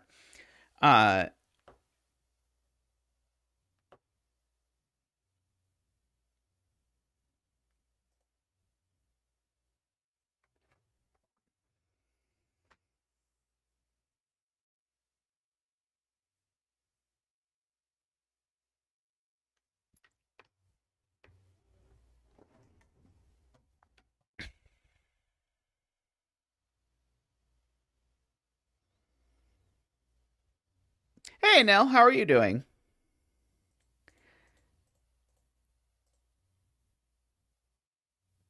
Could we put like a string of 3 circles up like this, maybe?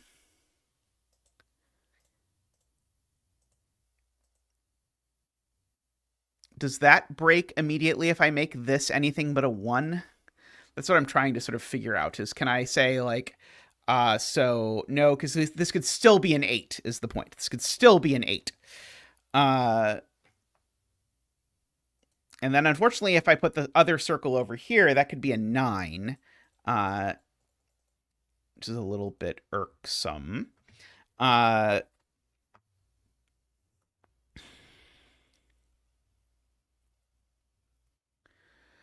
Okay, we could, if we want to be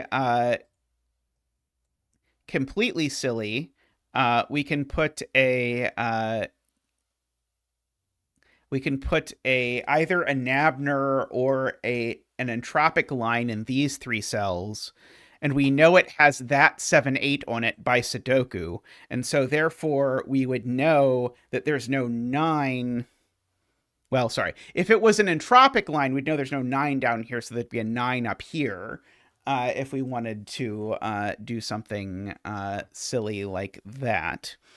I'm not quite sure what to do with it. But that would also kind of break our aesthetic a little bit.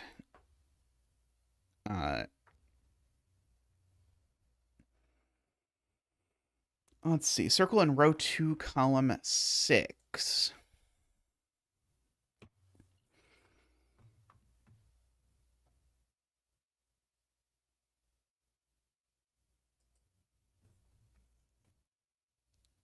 Let's see. A circle here, if it's big, would have to be an 8. There would be no choice. If it's small, it feels like there's an awful lot of options. Let's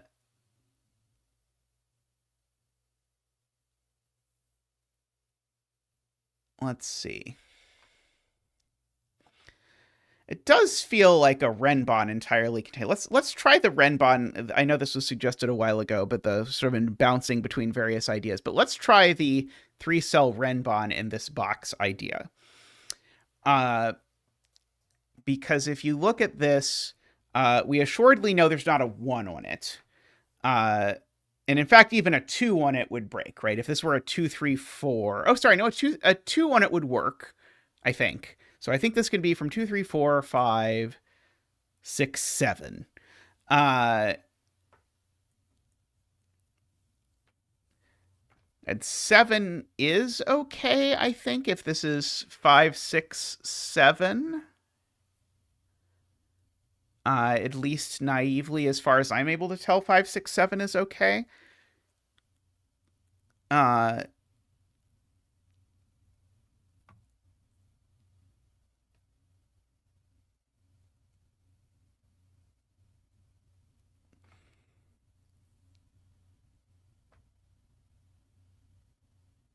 Now,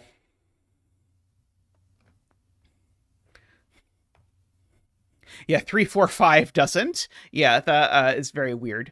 Now, if we do put a circle here, that might put a lot of pressure on things. Because if this is 5, 6, 7, then assuredly this digit is small, right? I guess maybe it's not that restrictive. It would just say this digit is small. Yeah,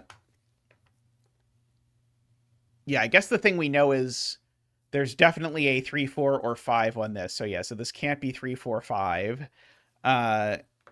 It can just get away with being 4, 5, 6 without contemplating this. Maybe the circle actually wants to be on the line. Like if I put the circle there. Or there is also an option. Yeah, the suggested by Emma. If I put the circle here, now I know this circle is either small or 8.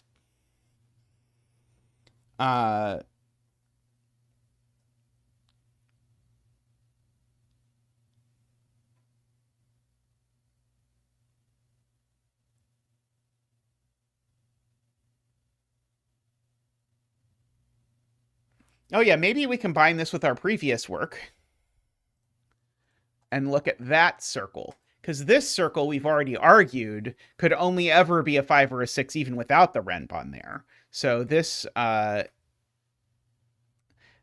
this would have to be a 5 or a 6. So that would get me down to no 2 on here.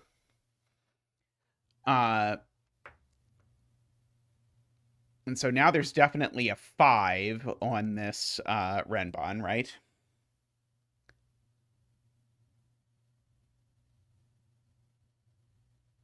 Oh, these being a 3, 4 pair with a 5 doesn't work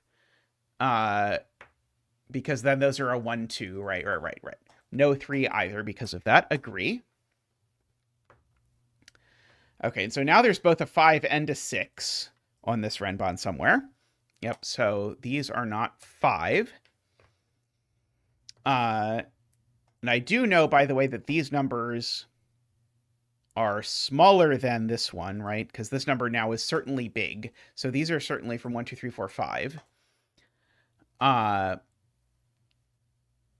Just to fill that in. So the 8 in this box now needs to be over here, right? So we do get our 8. And we also find our 7 is on here, for sure. And so that makes, in fact, that makes this 5, 6, 7, which means those are not 5. That these being 8, 9, now angles down to make that a 7.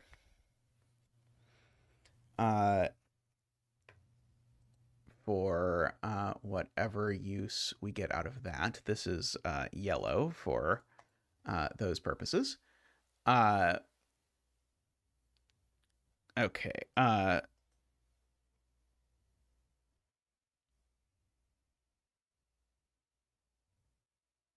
This is a 1, 2, 3, 4 quadruple. And so this is the other 5, 6. Going on over here. Emma points out. Yeah, the Renbon's got our 7 and our 5 or our 6. There's a 7 down here somewhere. Let's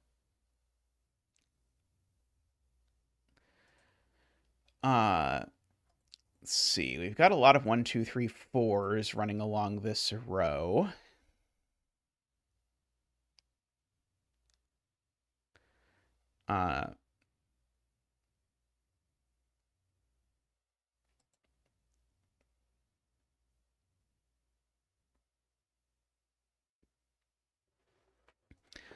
Let's see. I'm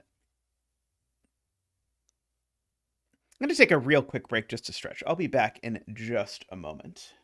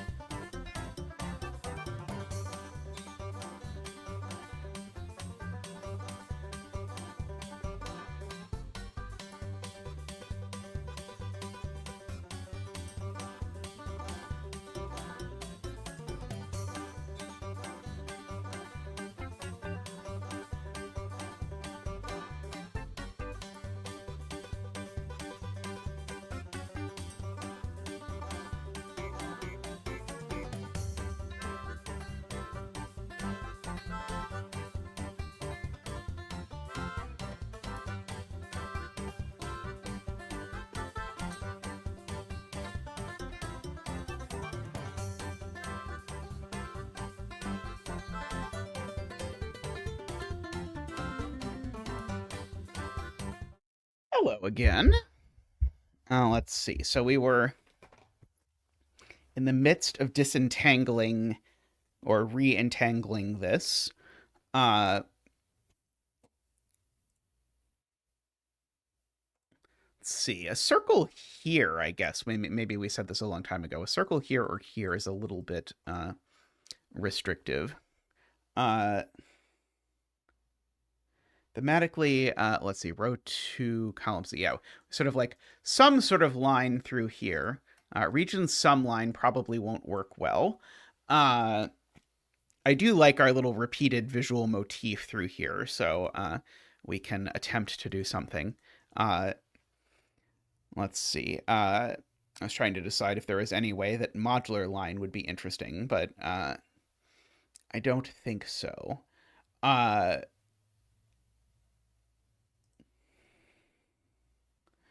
Let's see. Palindrome won't quite work. Region sum line won't work. Trying to decide if there's any chance in the universe that Nabner does anything. I think it's very unlikely that Nabner does anything.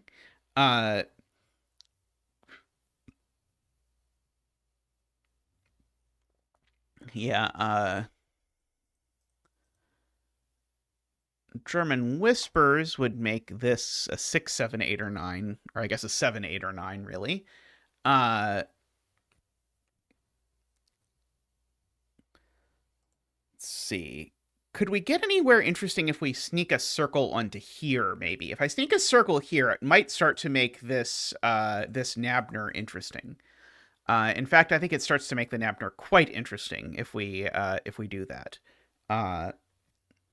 So if I do circle here, Nabner here, now these numbers are certainly at most 6.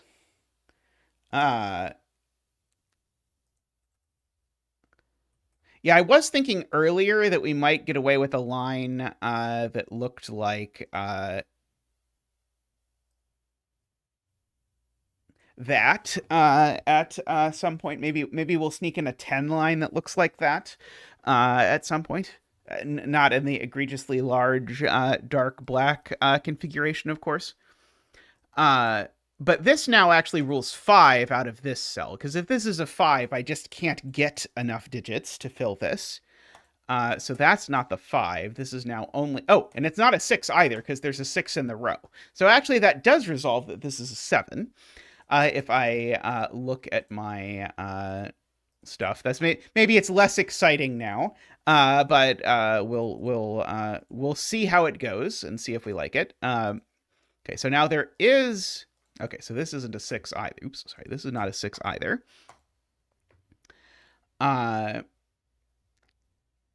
There is now... there has to be a 5 or a 6. So one of these two cells is a 5 or a 6. And we are at risk of just forcing this whole thing to be a 1, 3, 5, which I don't know if it's a problem, but it's a possibility. Let's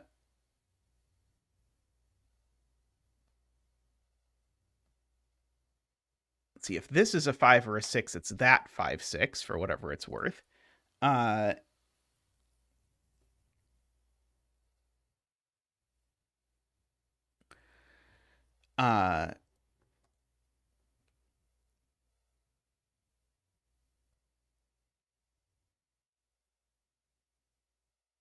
Let's see, if we force... Or if we make this a circle, it's a minimum.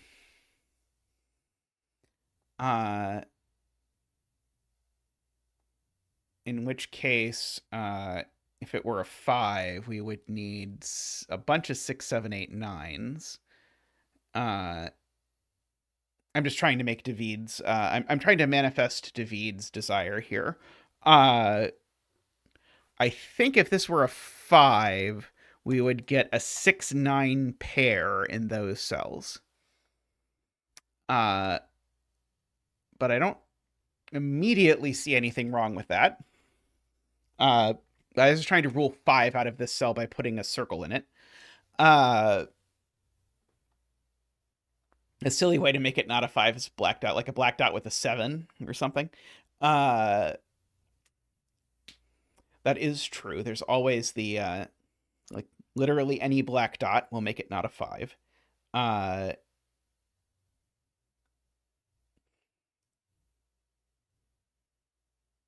Yeah, and if this is a 5, this would be the other 8, 9 for the row.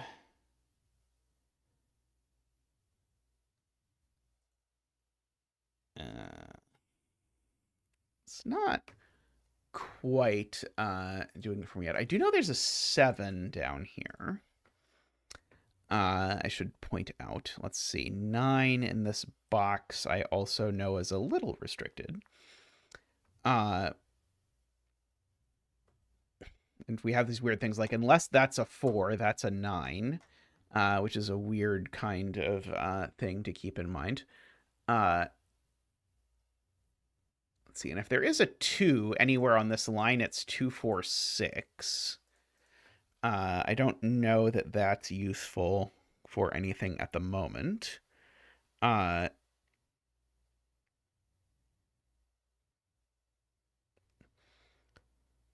Yeah, I agree it would be really nice to be able to do something with the 5, 6 that we know exists on this line somehow.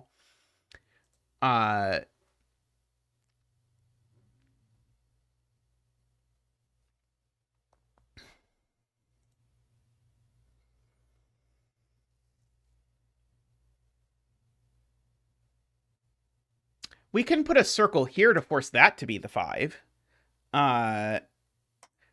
Because this can't be a 5 or a 6, in fact, if it's circled. So that would resolve a lot of stuff that might be helpful if we put the circle here. Because if this is a 5 or a 6, it's a minimum. I kind of like that. If this is a 5 or a 6, it's a minimum, and there aren't enough things in the row left that we could fill around it. So this now isn't a 5 or a 6, which means this is a 5, which means these are a 1-3 pair by nabnericity. So that is a 1 and a 5. These are blue, if we're keeping track of that. This is middly. This isn't a 1.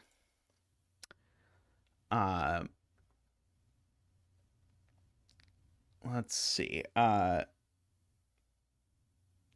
5 in row 1 looks at that, so that's a 6, and that's a 5. That 5 is yellow. That 1 is blue.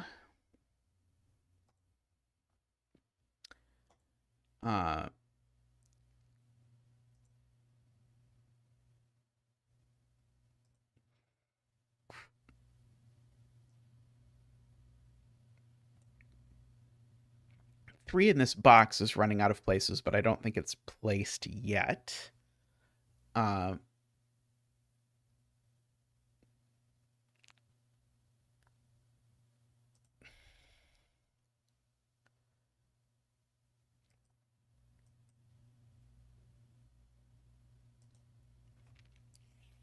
See, I was debating another region sum line sort of zigzagging through here. So let's see, if this isn't a 2, it's huge in that instance. It's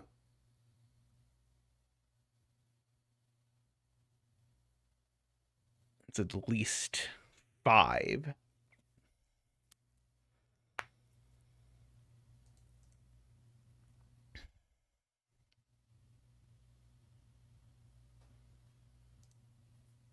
Let's see, a circle here has to be a 6 or a 9. I don't know if that's interesting. But I think it's true. Let's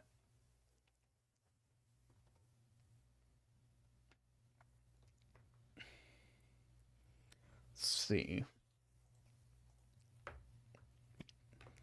What lines should we weave together next? Maybe next we try and put in our 10 line in the weird shape and see if it fits.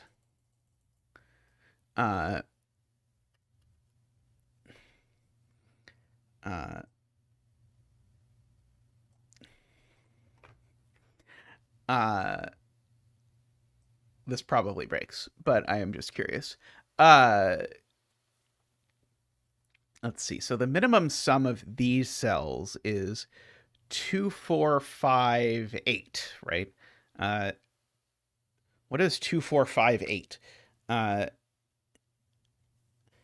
2, 4, 5 is 11, plus 8 is 19. So these sum to a minimum of 19. So this thing sums to a minimum of 21, which means it must be dominoed. So if this does exist, then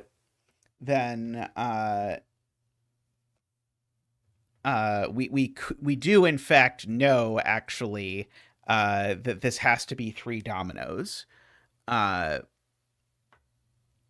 And so in that instance, we would know that these had to be 2, 8 exactly, because it's the only thing available. Let's see. I don't know if this is going to be worth it.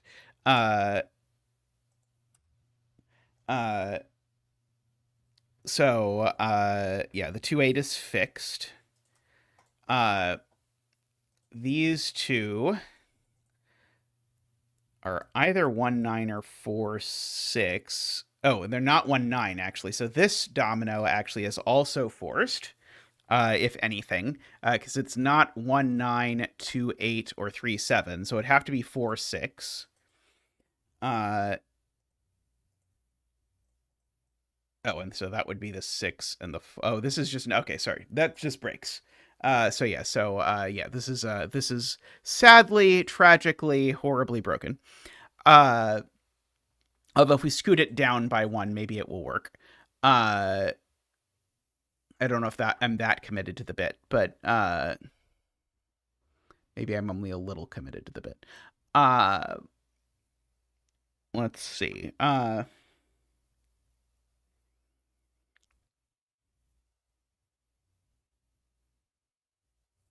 Row 5, column 6, I'm being told is only 2, 5, or 8, which is interesting, because that means that if we stick a modular line through here, then we know that none of the other cells are 2, 5, or 8.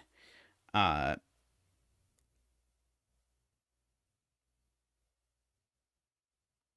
see, and we know this one's not 3 or 6. So if it was a 3, 6, 9, it would be a 9, which is kind of toxic for what it's going to do to all of that stuff.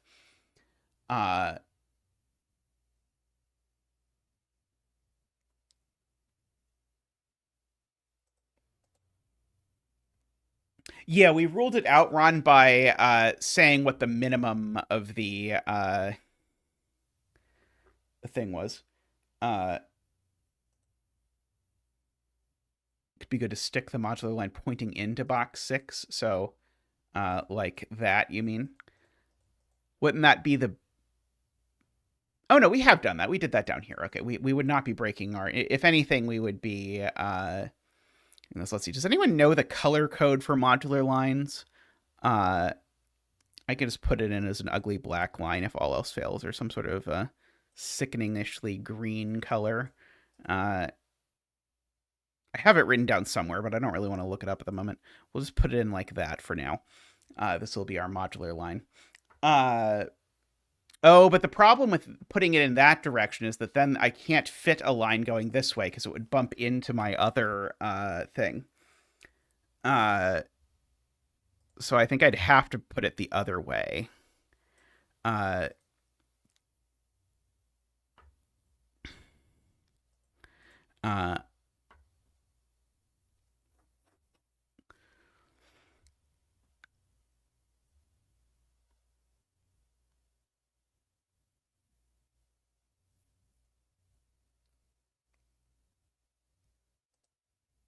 Does this ruin all the fun out of this line if I do this? So...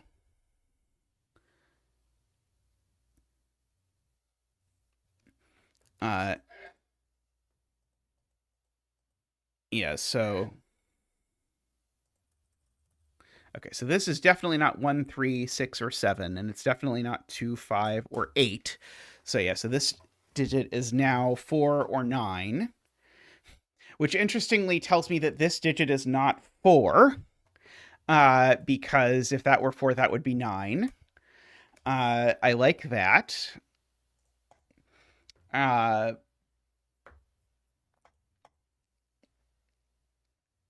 Let's see, and so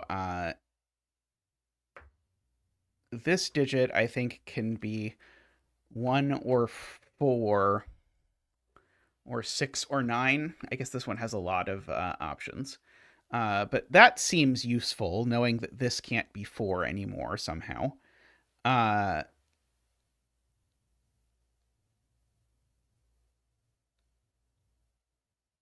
uh,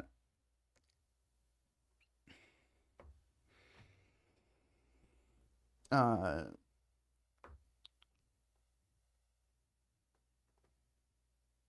row 7, column 6 is 9. Then it's from 147, but it's not 7. Yeah, then that would be a 1 or a 4.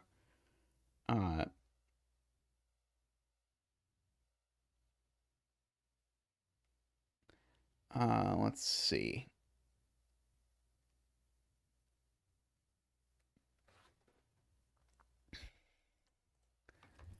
We do something interesting now with the fact that this... So if I put a circle here, this just also can't be 4. Oh yeah, what if we do the Z with the modular line? Let's try that. Let's continue the line, see if we can get our thing. So this would also be a 2, 5, or an 8, but it would only be a 2, 8.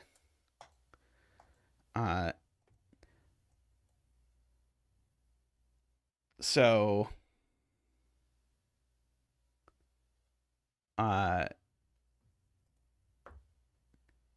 column breaks. I am being told. This 4, 9 would need to be the same as this. So it.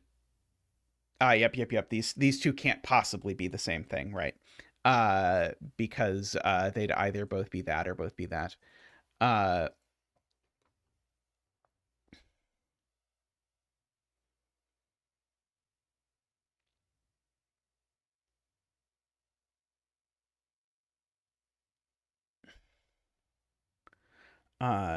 Yep, exactly.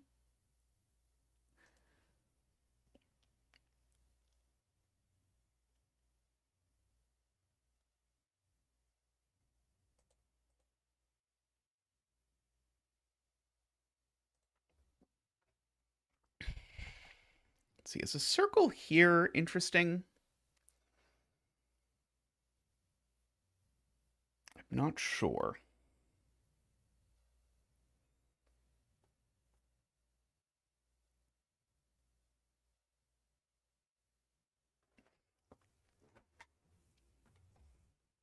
It could certainly be 2, I think.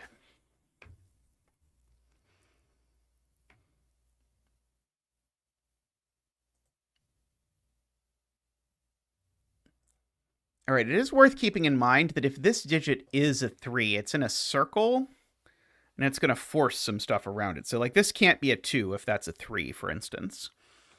Yeah,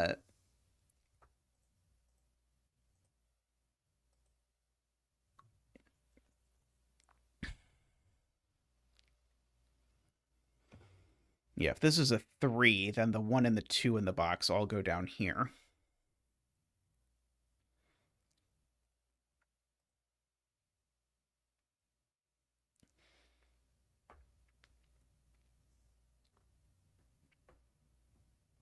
Let's see. Can we try like a... Okay, I'm going to leave this for now, but keep that open as an option in my mind, because I did like how it sort of broke the 4-9 combination down here.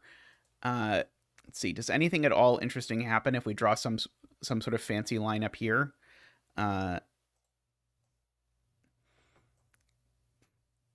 Let's see. Just for the hell of it, let's try that 10 loops.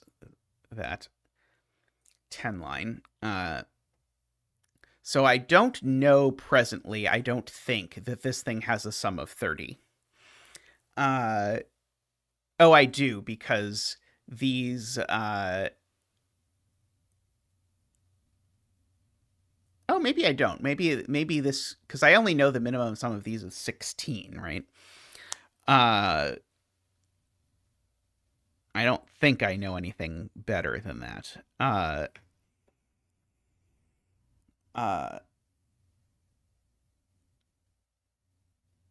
Yeah, I don't think that tells me much, unfortunately. Uh,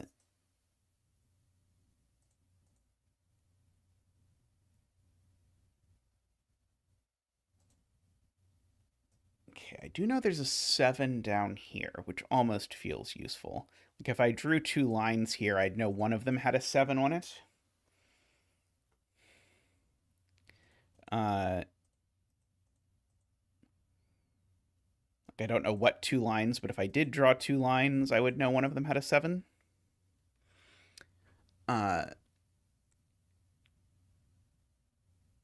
Which seems potentially interesting.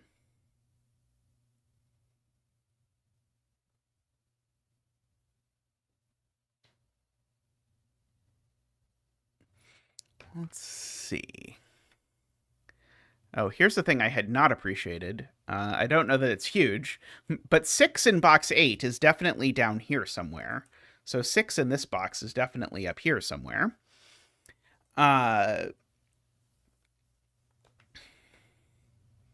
So let's see. Does knowing that do something interesting if I then put a circle, say, here?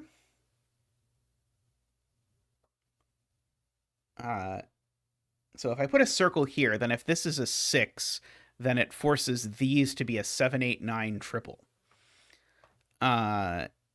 Is that interesting at all? Maybe not.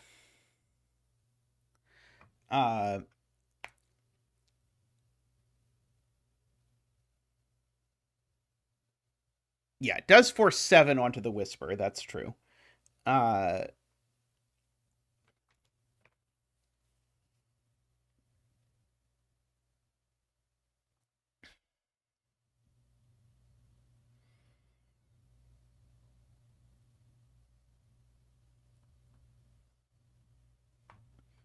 It does mean that if I make a circle here, this can't be a 5 anymore, right? Yeah, it does mean that. So if I just, it does let me put a circle here to say that this can't be a 5, because if it were a 5, that would be a 6, and this would be broken because we'd have our chain of stuff. So it does actually do some interesting things with that. And so now this is a 6 that's big, so that makes that a 1, which makes that not a 1. So it in particular is high. I don't know if this is going to actually lead to anything, but it seems worth contemplating. This is going to be a 2, 3, or... Oh, it's only a 2 or a 3, actually. That's worth noting, because it's not 1, 4, or 5. So this is now only a 2, 3.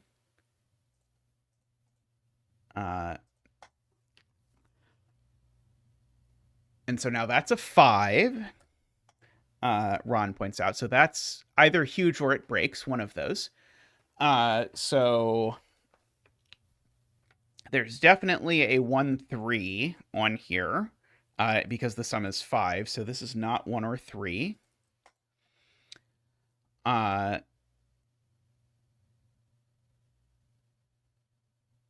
Right, this can't be a 4 anymore, Ron points out, because this can't be a 1. So this is no longer a 4. So now there is a 4 here.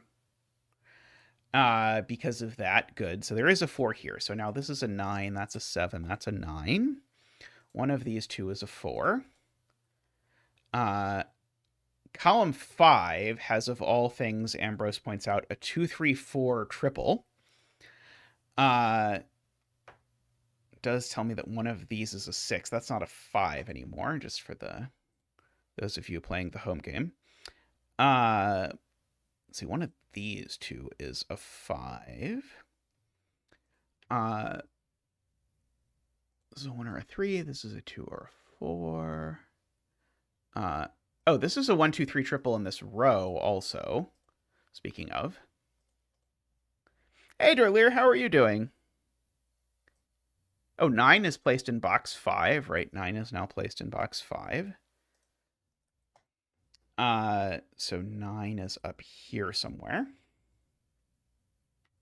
The mod line now is maybe even more exciting because now we know some more stuff.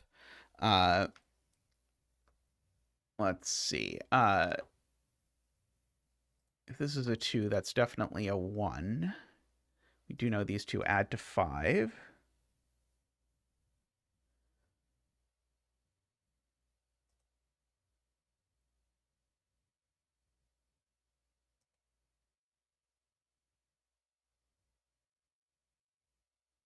Oh, yeah. So,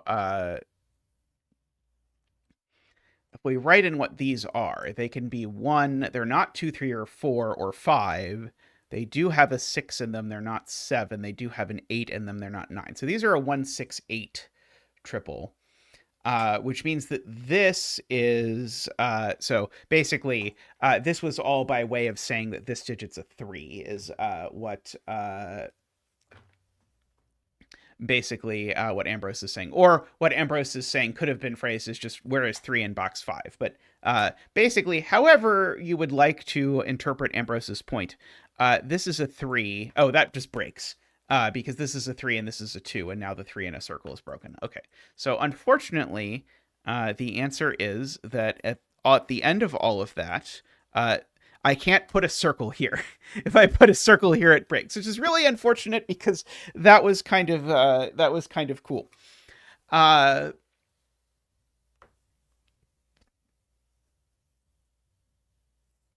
Yeah, so can we do a similar thing with the circle in row 9, column 5?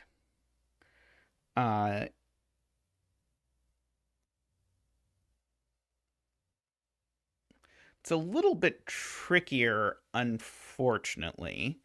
Uh, uh,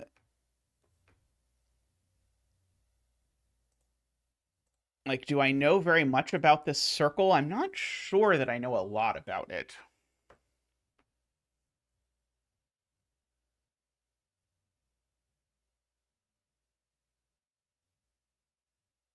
Do I know it's not a 6? It's a 6. The next to it is a 5.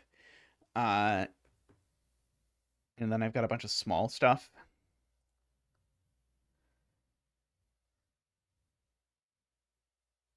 So if this is a 6, that's a 5. These are the others of 1, 2, 3, 4.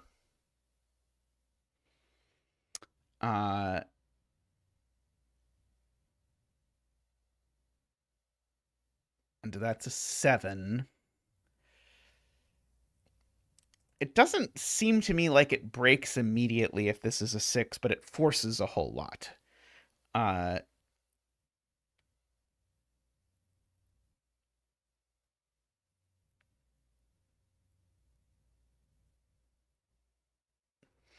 If I do put a circle here, it is certainly 1, 2, 8, or 9. By some of our earlier logic about the fact that this is either smaller than that digit and it can't be a 3, or it's bigger than that digit. So this is always a 1, 2, 8, or 9 for what it's worth.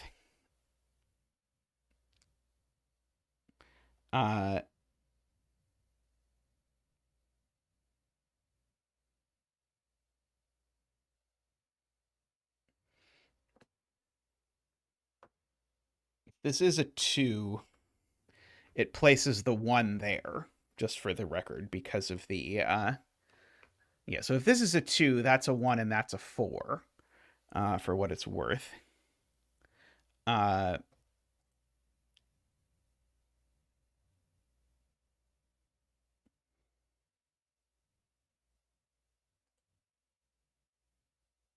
Oh, this just barely works if that's a 7, and that's a 2, and that's a 1, I think, annoyingly. I was thinking that this was going to break if this was a 7, but I don't think it does.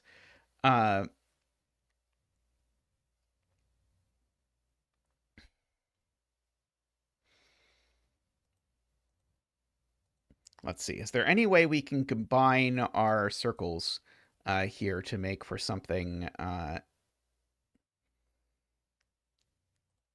to make something happen.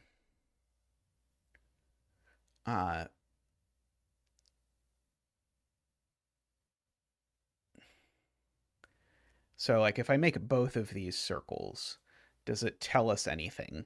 Because, like, if this is a 6, now it's a maximum, so that's a minimum. So that makes this a 1 or a 2.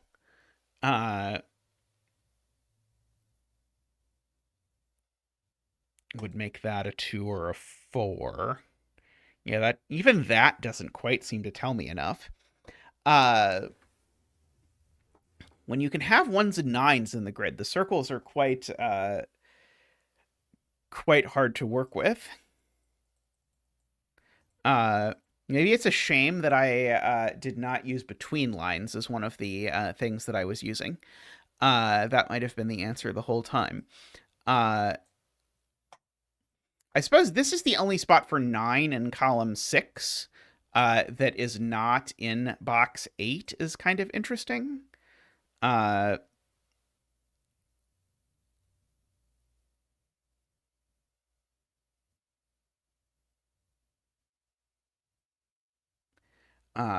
trying to decide if there... Because it would do a whole lot of damage if we could rule 9 out of this cell. I was contemplating if a 10 line in the weird shape we were talking about before would do that.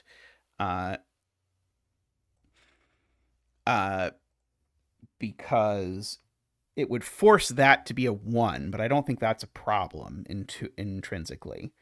So I think it might be okay. So let's see. What would rule a 9 out of this cell in terms of lineage? Oh,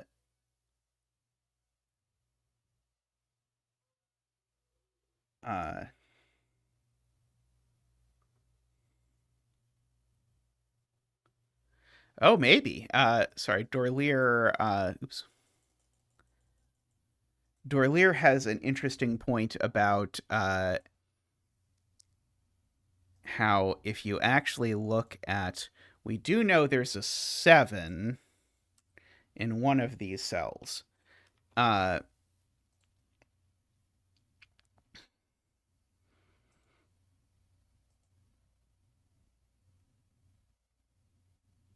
So if this is a 6, we know that's the 7. Oh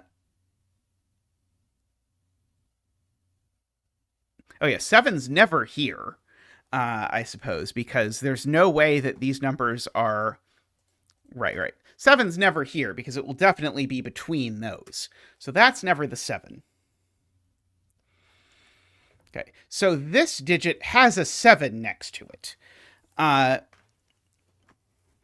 And so it can't be bigger than 7. So going to Dorlier's point, in fact, I think ultimately Dorlier's point really even only comes down to saying that it's interesting if there's a circle in this cell, actually.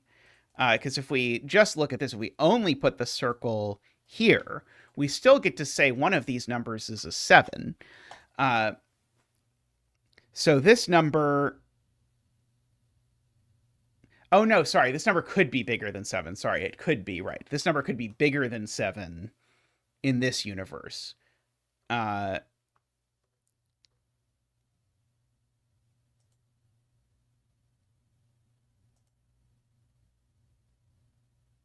as long as it's an 8 or a 9.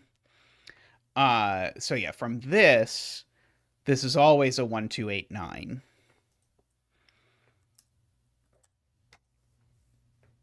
So it's either bigger than 7 or it's less than that number. But how can we exploit the 7 better? So if we also put a circle here, then now is it interesting if this is a 7? Because if this is a 7, it's bigger than all of these things. I'm not sure.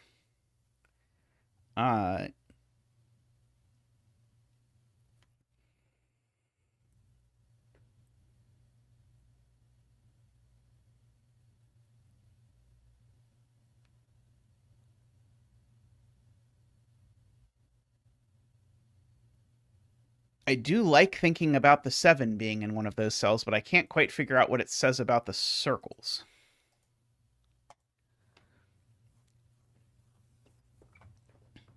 Let's see.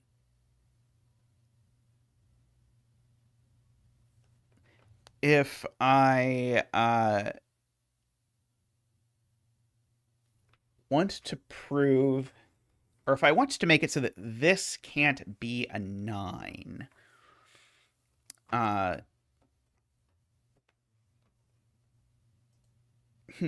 I put a modular, oh yeah, that's a little annoying. I was gonna say, if I put a modular line in one of these cells, then funnily enough, what I know is that one of these 3 cells is a 9, because that's the only digit that any of them can be. Let's see, is there some way I can draw this where that continues to be true? Because let's see, these cells can't be 3 or 6. These cells can't be 3 or 6. Yeah, there's no sort of nice shape other than that one that works that way, and that one would preclude some other shapes. Uh,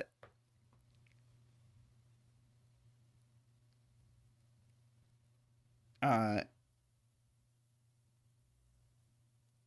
yeah, so row 6, column 5. Let's try the modular line again. And try and pair it with some combination. Yeah, so that presumably. So I think the point of this was, or the conclusion ultimately was this: if I look at what this cell can be, by the column it's not 1, 3, 6, or 7, and by the modular line it's not 2, 5, or 8. So it's only 4, 9, and that tells me that digit's not a 4. So this is a 1, 2.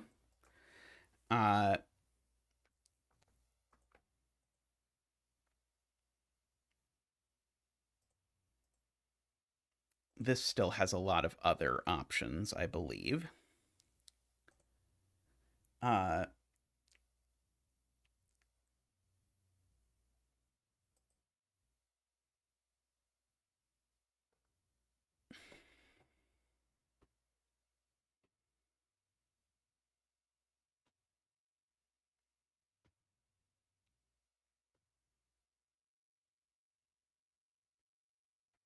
Yeah, if this is a circle, then if it's a 6, then we get a 7, 9, 8 exactly. Uh,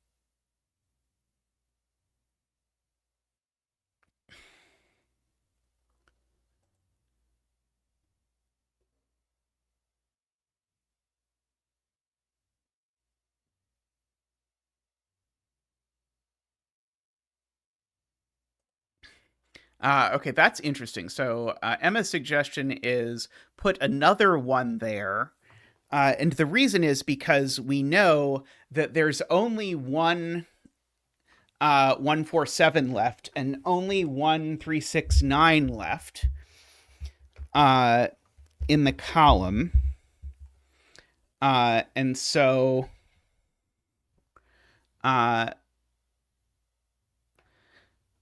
when we then look at these, we have to have it being the case that whichever one this is, it's the same as that one. So these two have to be the same modularity.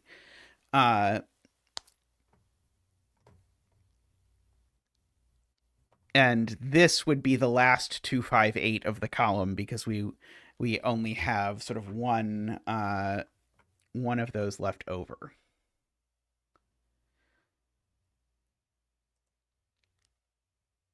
So yeah, this would be the last 2, 5, 8. This would be either 1, 7 or 3, 6. Unfortunately, that doesn't seem to play nicely with absolutely anything in the grid that I can see immediately, which is a real shame because I really liked that idea of sort of using this.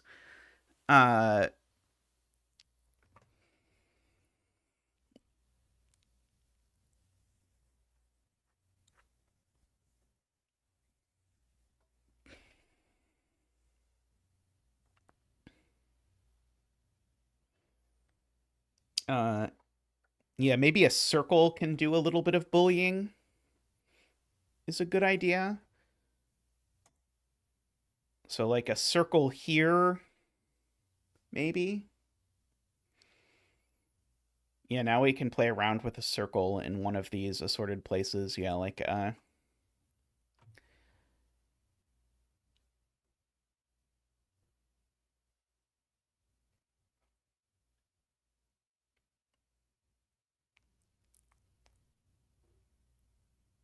okay, so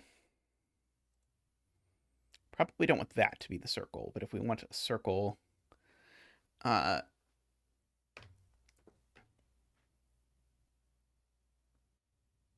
like that. Yeah, maybe circle in row 8, column 6. Let's try see if that does anything. Uh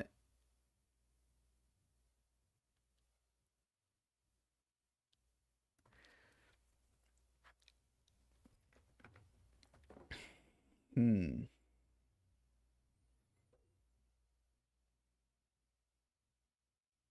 Yeah, I don't have many low digits in box 8. Uh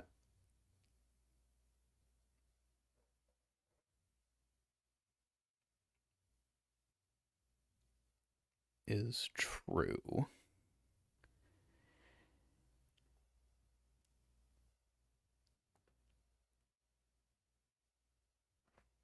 Uh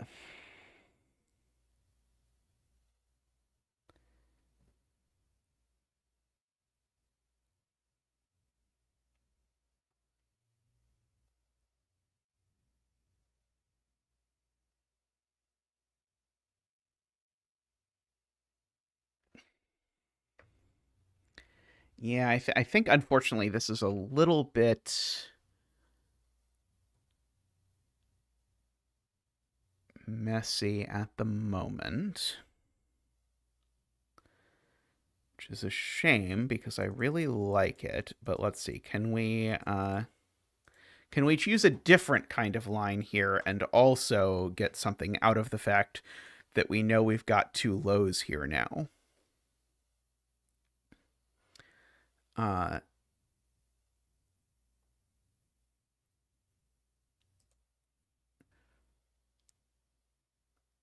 I'm trying to think about like an entropic line running through these 3 cells now. If the low digit is in one of these cells, then it's a 2. If the low digit is here, it's definitely not a 2. I can't quite figure out how to make sense of that, though.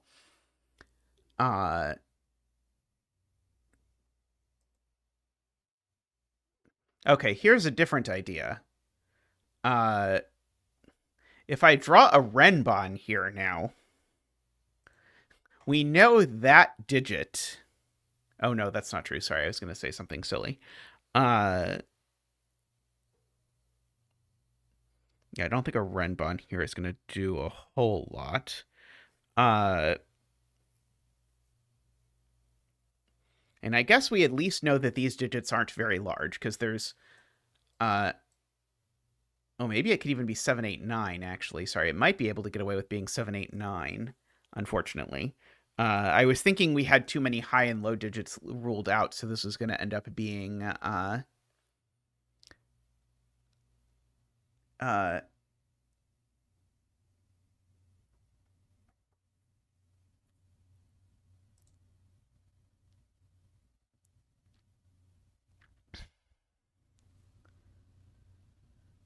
that's why I was trying to use it, Dorlier, that was my exact motivation. Was to try and say, yes, this thing is also going to be a modular line, so maybe we can somehow utilize that. Uh,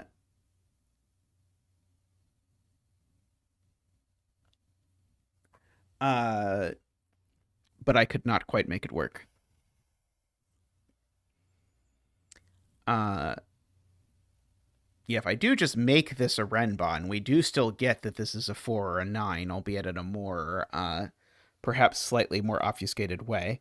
Uh, Should we just try that? Maybe we should just try making that a renbon instead and see if it does anything. Because we still get that 4-9 deduction.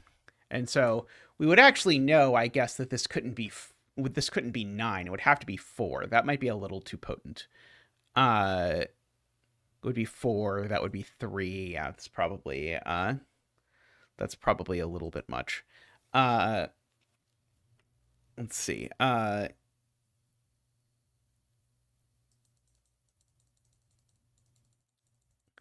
us tragically go back to when we did not have this.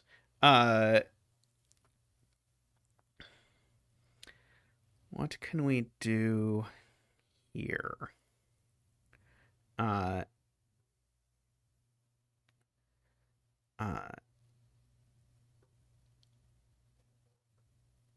If I want to rule 9 off of this.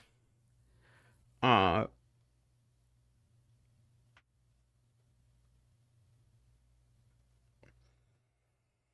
mean, I could throw in a between line, but that would look confusing because it has circls on it.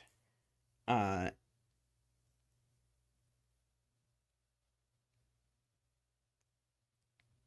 could throw in a thermo, I guess. A thermo would rule 9 out of that cell without being obnoxious.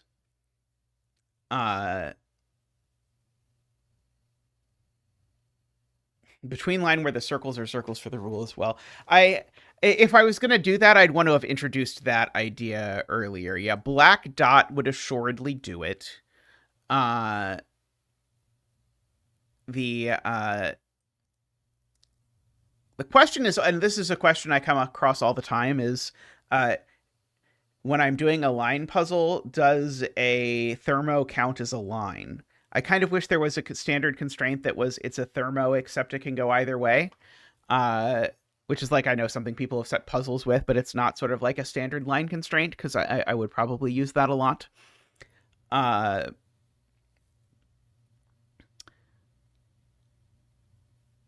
Let's see.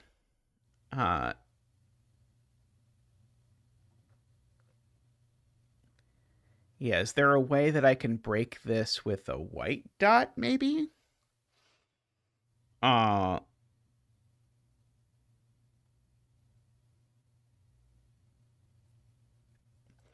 It's like I could do another circle with a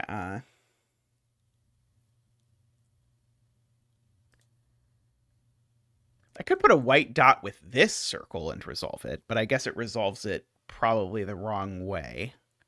Like, I would really like this to be a 3 and not a 1 in an ideal world. I guess I could put a black dot over... Would that do it? No, it would just let this be a 1-2 still. Because that's another interesting point, is I could break this being a 1, and then that would be at least a little bit forcing. Yeah,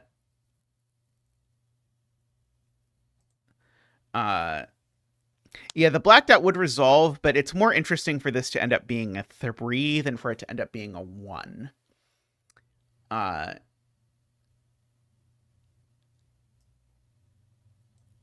Yeah, I guess there's exactly 2 spots for 3 in this box. I hadn't really appreciated that before. This is one of them, and that's the other. I don't really want to use that because I could put a circle here and probably break it or something, but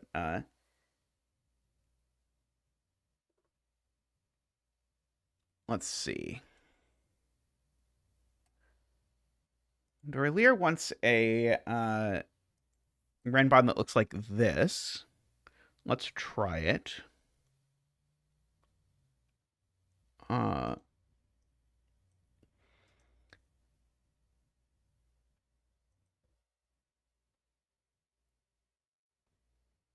So let's see. What do we know about it?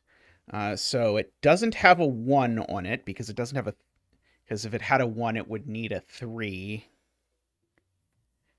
And it can't have 1. Let's see if it's got a 2. It's in one of those cells.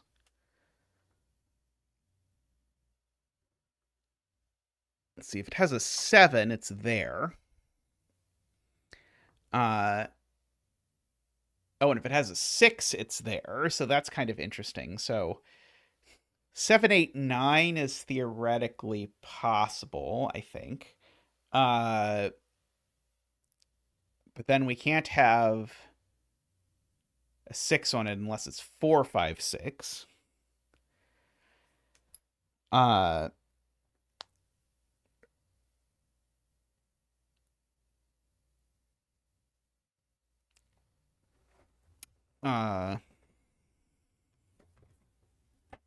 feels like this can be a lot of things unless I'm missing something clean here.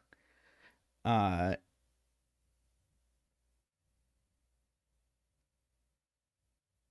uh,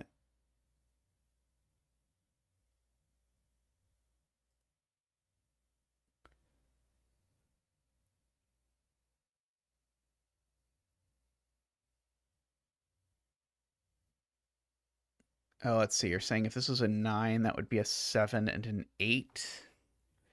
Uh, it's row 7, column 5 being an 8. 9, 7, 8. Which makes that also a 9. Yeah, that breaks that. Yeah, that's too look-aheady for me, but I do agree. Yeah, if this is a 9, then this has to be a 7 and an 8, which makes these a 7, 9 triple. But that's a little too gritty for my taste. Uh,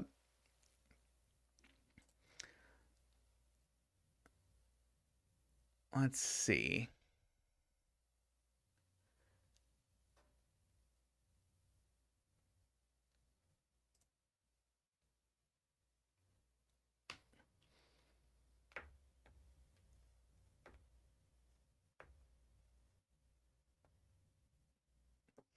I'm still trying to find something interesting to do with our circles for this. Is maybe interesting, like some way to pile a couple circles or something of that sort.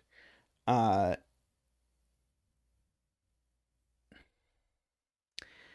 yeah, I don't really want to throw a black dot around this. That's a little too blunt. I'm not necessarily opposed to putting a black dot somewhere, particularly if we can throw down a black dot in a circle at the same time would be kind of interesting. Uh,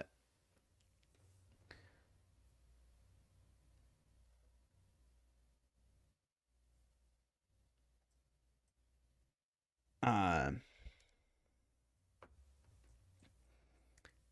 let's see, we could use a black dot to place a 7. Uh, uh,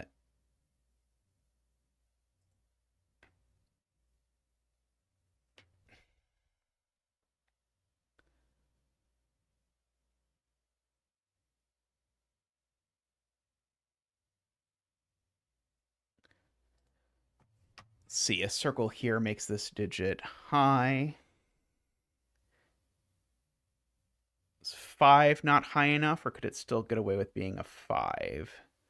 Uh,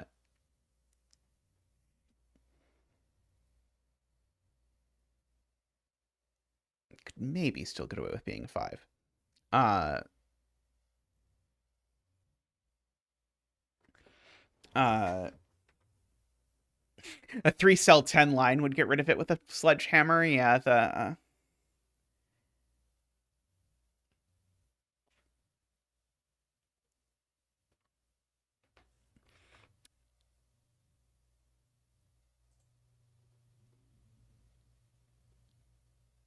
let's see.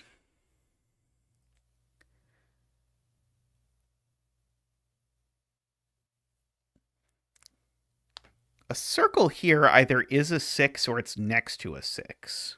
Is that interesting? I guess the problem is that it could just be high.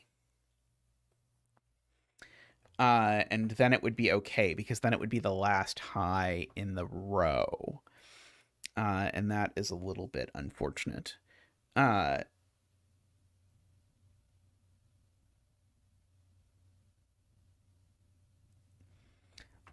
see.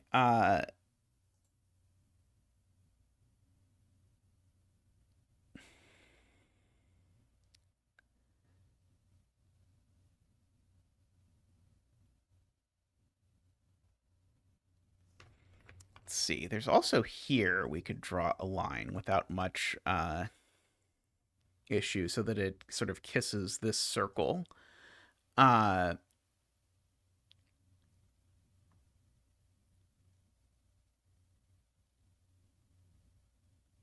What's the most interesting kind of line to draw in that spot?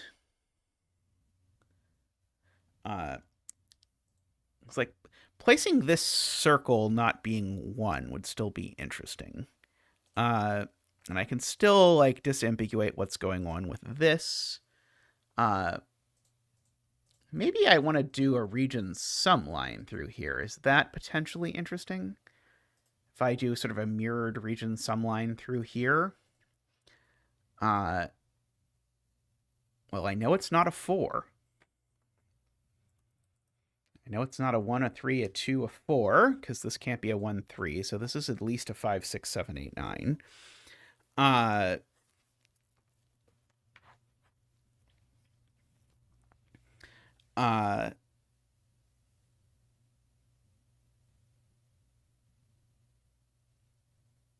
Yeah, not 6 or 7 by the column. Yeah, that's what I meant to include that, but then I forgot. Funnily enough, it can't be 5 either, actually. Oh, actually, that's very interesting. It can't be 5, because if it's 5, then that's a 2 and that's a 3, and it doesn't work.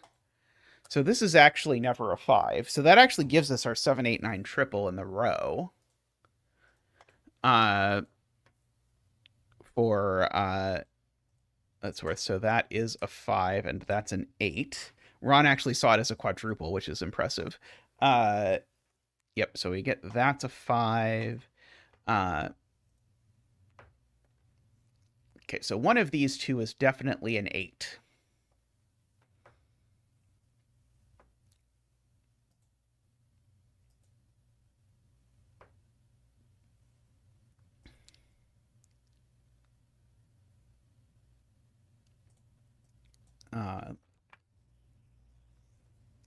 Let's see. Can I do something with a circle here? Probably not. But now, I guess, now a circle over here is more powerful, because now the only digits left in this row are 1, 3, 4, and 6. And we know the 4 and the 6 are over here. So if we know there's an 8 over here as well.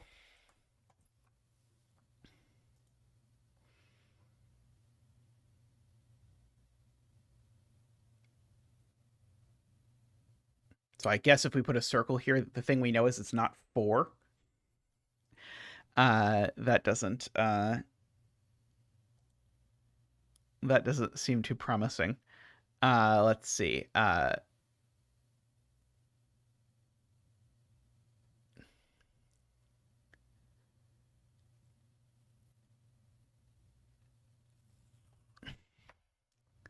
Okay, we definitely need 5, 6, or 8 on there, I guess. Let's see. What can this be? It can be a 2, not a 3. Could be a 4, not a 5. Could be a 6, not a 7. Could be an 8 or a 9. I think. Oh, you mean, sorry, that's not the cell you were talking about. You were talking about this cell.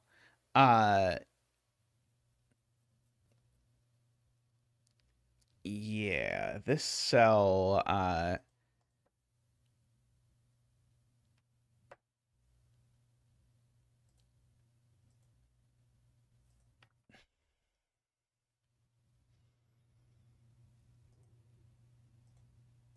let's see. What am I linking with this? Maybe that's the place to start first before we do this. If I'm linking this, what am I linking it with? I guess entropic is maybe the most interesting. Might break. But it might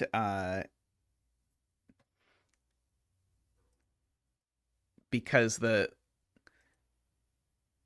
high can't be there. So one of these two is the last high. And so that's not an 8. The low, if it's in either of these spots, is a 2. Otherwise, over here, it's a 1 or a 3. The middly one, I guess we've got more sort of options with. Maybe that's not as potent as I thought about it as being. Let's see. Do I know anything about what this is? Well, I know there's a 4 and... Oh, actually, I do know something. One of these two digits is a 4. So that actually is useful because it tells me if one of these is a 4 and the other one is high, then these are from 4, 8, 9, of course. And that also tells me that this is the one that's low, which seems helpful. And so then these just are a 4, 6 pair. Those are a 4, 8, 9 triple. This is a 2 or a 5.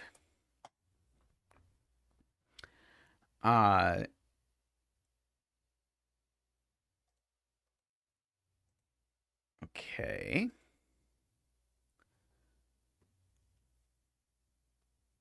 So is it now worth investigating? Okay, well, I know one of those is an 8, so I know this digit's never an 8. This digit's always... okay. Somehow we're back in a weird way to this digit's always a 4 or a 9, which tells me that this digit isn't 4. Somehow we've been here before by a completely different method. But we're back, I suppose. So this is only a 1 or a 2.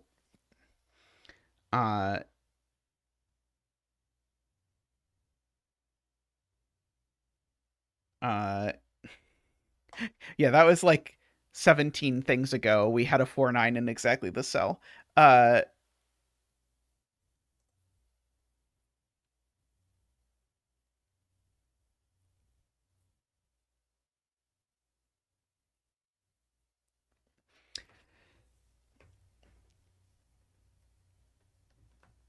See, if this is 7, I'm being told something goes catastrophically wrong.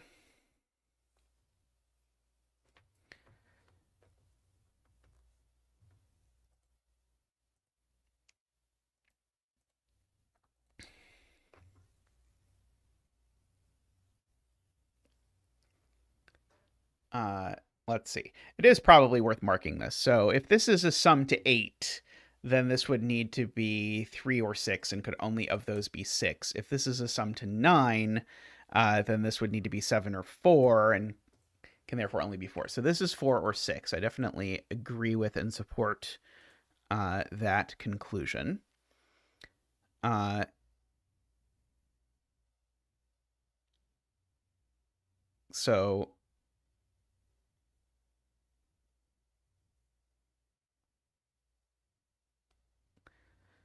So there's always a 5 or 6 on here. So there's a virtual 5, 6 pair, bizarrely, in this box, I think, is what's actually happening. If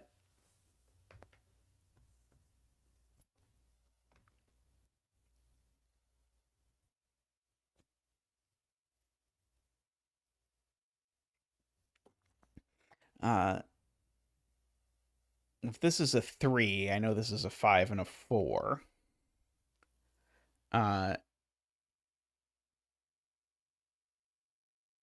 Yeah, Yeah, I guess if this is a 3, these two are a 1-2 pair, is I guess what happens ultimately out of that.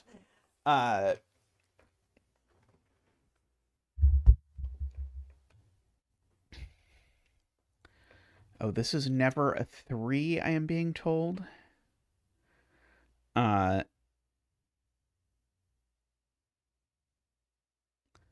This is a 3, that's a 2.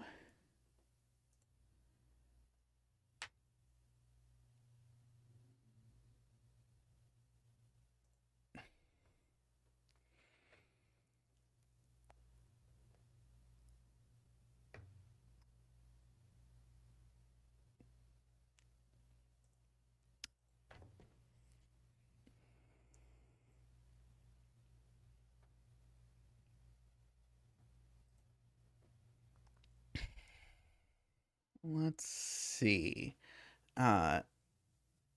Definitely have a 6 over here somewhere. Right after I managed to progress. Excellent, excellent. So you didn't miss anything. Is the moral of the story. Okay. You could entwine some lines over this 4-6 pair.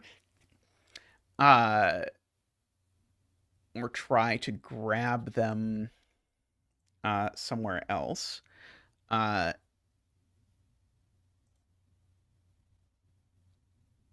see.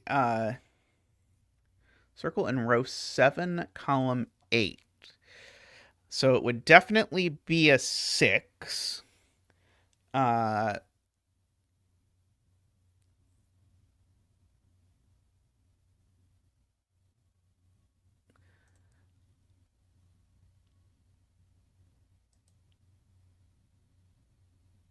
Let's see. I guess I know one of these is the 9.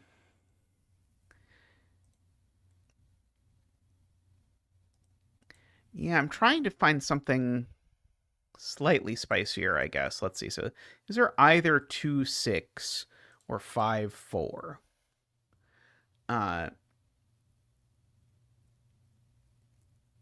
Yeah, so I guess I'm just saying these are, if I write out what these can be, I guess there's a myriad options, but they don't include a lot of particular things. I still haven't fully understood Garian's argument that this can't possibly be a 7. I believe it, but I don't quite understand it yet.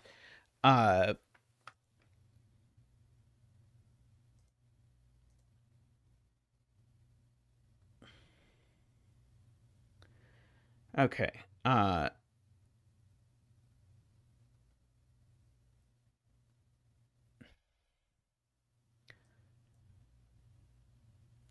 There's a 7 over here, and there's an 8-9 over here, I guess. Trying to figure out like places where I can maybe use some sudoku to force something exciting about the circles.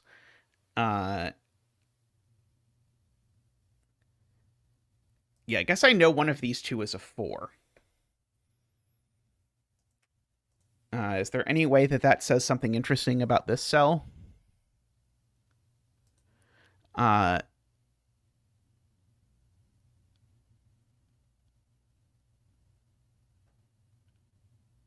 Unfortunately, I think it works out nicely, actually, in terms of how those 4s end up playing together.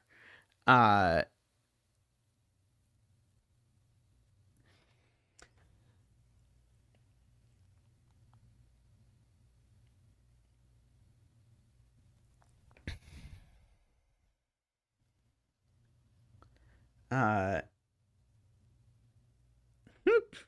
I would never. I would never. Uh,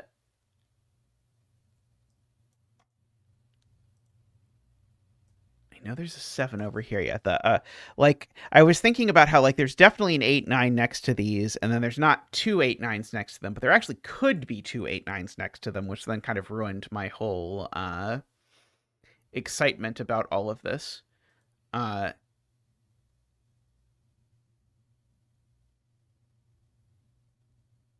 If this is an 8-9, it's that 8-9. is the kind of thing that I don't love to say, but that I think is true. Uh,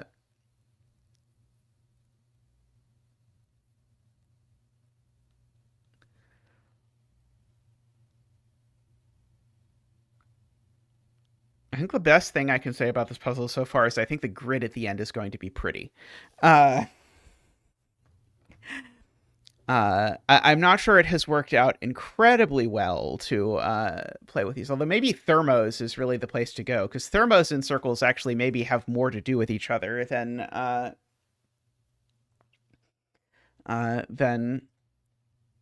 any of the other things. Yeah, it's a little convoluted for me to try and explain to myself. That is, I haven't fully understood it in my head yet, if I'm honest, Garion. Uh, I sort of try and fill it in, but then by the time I get there, I have lost track of what is happening. Uh, if this is a 7, that's an 8. So this is a 6 and a 2. If this is a 7, so then that's a 1. Oh, and then this ends up being a 3 and it breaks the circle there. Is that what ultimately happens, Garion? Uh, uh, a circle in row 6, column 7 solves all my problems, I'm being told. That's a lot of problems to solve. Uh,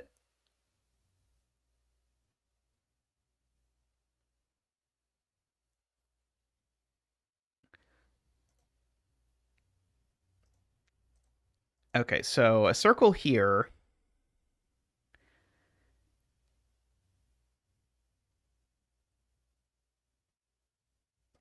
I think it can be 1, 2. And I think otherwise it can be quite large. Uh,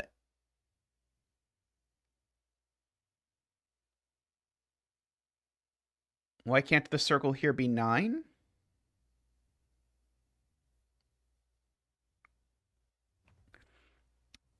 Uh,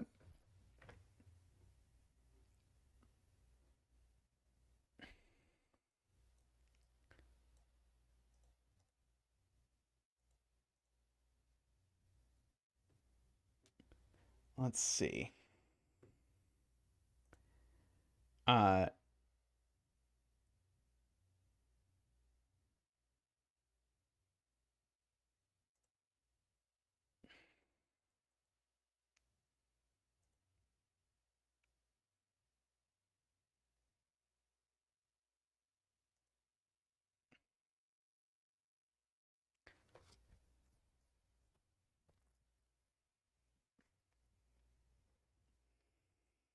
okay, so your goal is to use a circle to rule 9 out of this cell. And so you're in essence arguing this cell can't be 2. Why can't that cell be 2 if it's a circle?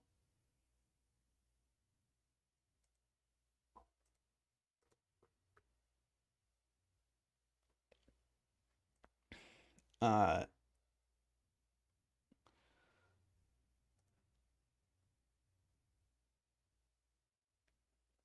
yeah, if we put 2 circles here, we now know this one is big. Uh, and that assuredly rules out 9 here. I definitely agree with that. If we do the circle circle pattern, it definitely means, because this one's small, it means this one's big. And so this one is at least 5, and it's not 5, so this one would have to be from 6, 7, 8, 9. And this couldn't be 9 anymore. Which then assuredly tells me the 9 is in this column is in one of these 2 cells, which means this isn't 9, which means that's not 4, which gives me a 3 and unfortunately a 1. And a 4 up here, together with a 2 and a 6 and a 5, and a 2 and a 5. And 5 goes with 4, which goes with 9 and 8. and 4. Let's see, and that has become a 9 by virtue of being next to that. That 9 has made that a 7, which has made that an 8.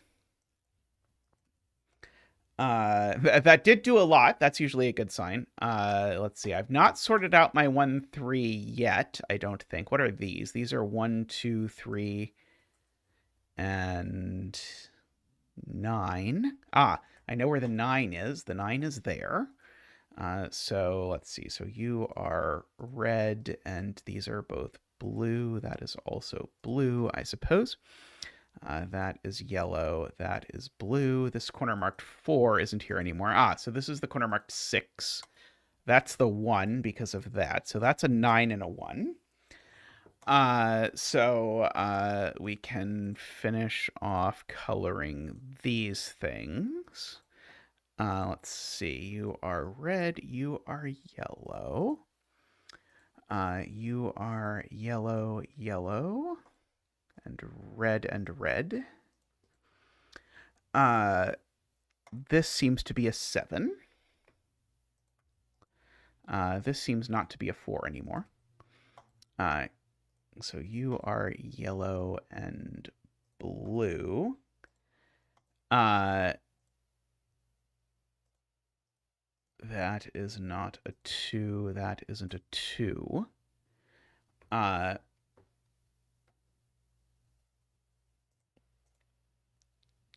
Let's see, there's the 8, 9. That 1 looks up and makes that a 2. Means that's not a 2. That 6 looks over and says that's definitely blue. Da-dee-dee-da-dee-da, as they say.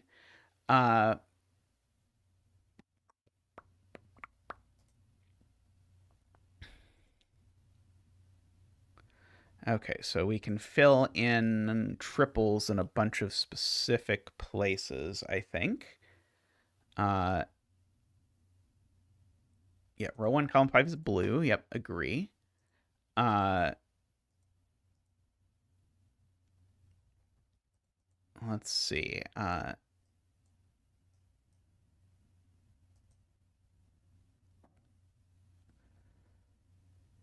Okay, so in this row, we've got 1, 6, and 7 left. Sorry, let me write the right digits in. That will help with the finishing of the puzzle. In this row, we've got a 3, 4, 5, 6, 7, and 9. And in this row, we've got 2, 5, and 8. Oh, well, there's a setup for a modular line if ever I've seen one.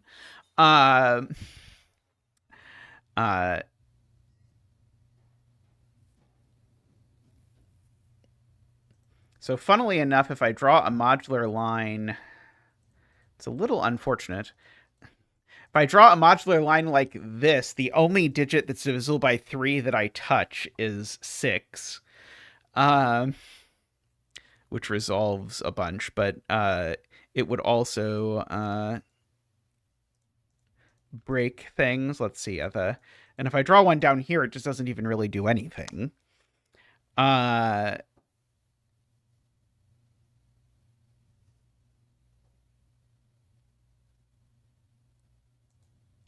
Let's see.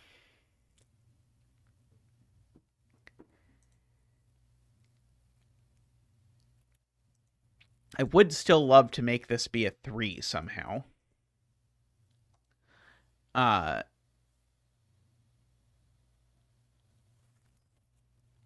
don't really know how, if I'm being honest.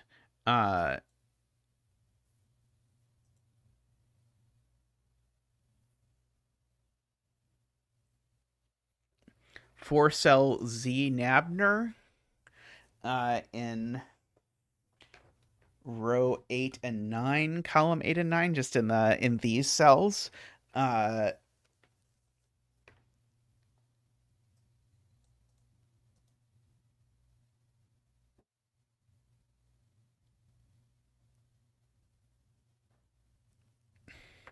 definitely very Nabner curious at this point in the puzzle.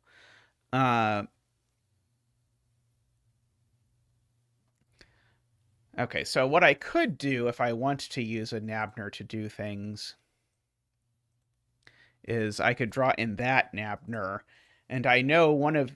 Oh, sorry, I don't know one of those two is a 6. Oh, I know one of these two is a 6, and whichever one is a 6 definitely rules 6 out of that cell, for example. Uh,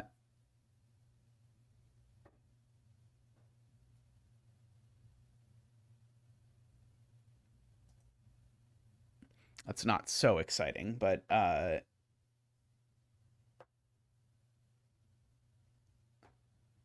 uh,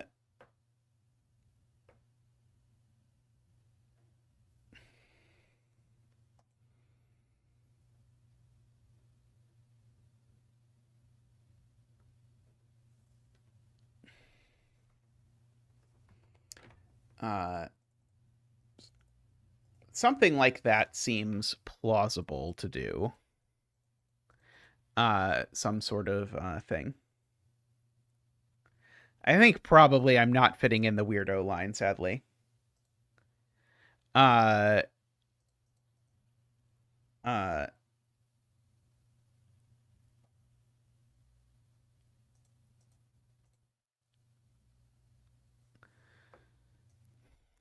let's see, 1, 5, and 9 are all gone in this column, funnily enough. All the 1 mod 4 things. Uh,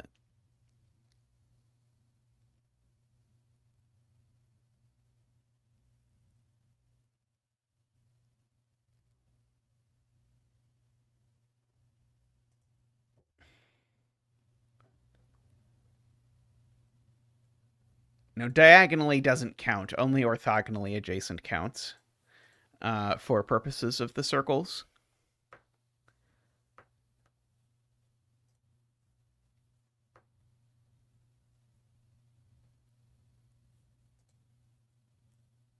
I do know there's a 5 in one of these two cells.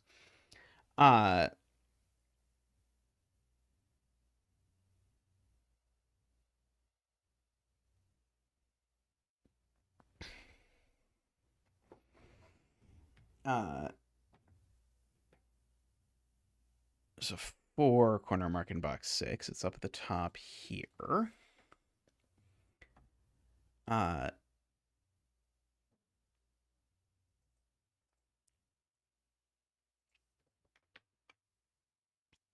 Let's see if I do something really simple, like put in a German whisper here or something, then I immediately make it so that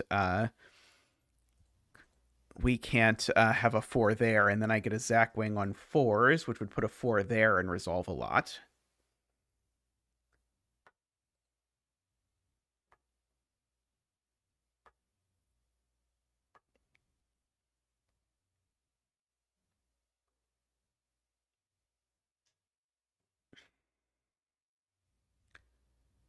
Let's see. We can try the Weirdo 10 line. Maybe we'll be miraculously lucky. I think it's unlikely, but you never know. I've gotten magically lucky before. I did meet Tristan, after all. Starting row 4, column 8. So you're... sorry, that's not row 4, column 8. Oops. I mean that, basically. Although probably the other way around, if I wanted to have any chance of it working.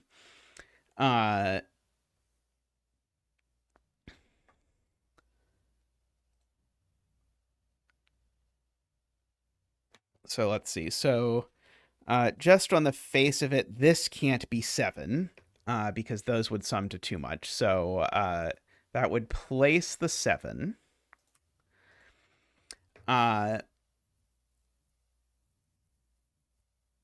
Now, this can't be a 1 length, so this can't be a 2 length 10 sum because it would break that cell. So this can't be a 6. It would have to be a 1. And so we would need to have this being at least 3 long, and then it's broken. Sadly, it breaks because this can't be at length 2 some because of that.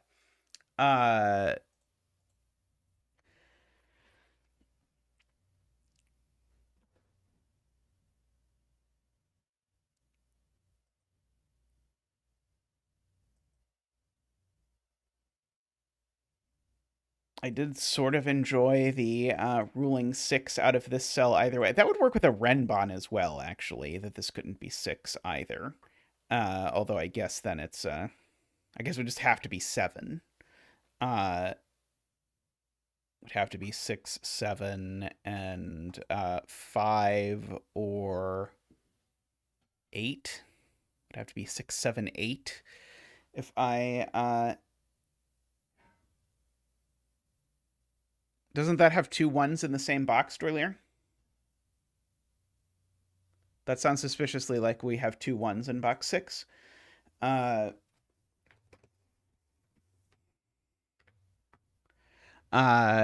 was my problem, yeah. I was really hoping, when you said, doesn't it work, I was really hoping to look over and be like, ah, yes, the mysterious number that I forgot about. But sadly, it will be quite restrictive if we do put in a Renbon here, but I don't know if it's restrictive in an interesting way. Because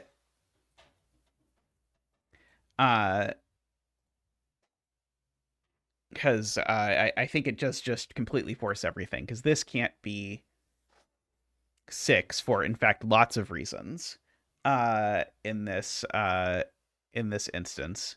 And it can't be 1, so it's just 7, which makes this just 6, which makes this just 4. And then that just is 8, and I don't think that's sort of... it's not too exciting. But yeah, what are my other options for saying these two aren't the same, I guess, is the... like, they aren't... I guess they aren't the same if it's an entropic line either. Maybe that's an interesting entropic line trick.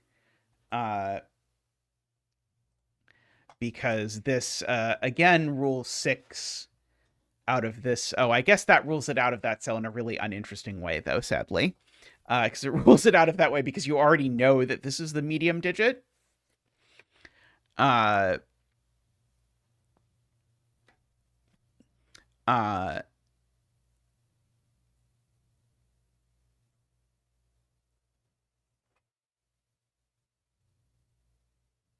Let's see.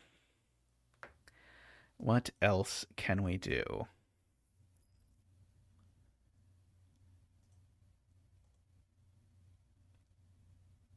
It's possible the answer is supposed to be something about circles.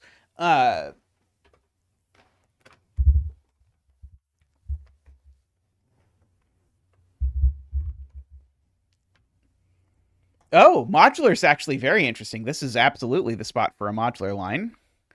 Because I see that it does something I think not at all clear, which is one of these is a 6, so either way this is never a 6, but now this is a 1-7, so this can't be a 4, so this is a 6, which makes that a 4, which makes this a 2-8. So the modular line does actually immediately resolve with this one weird trick that mathematicians don't want you to know about or something. So that is a 6, so that's not. That's blue.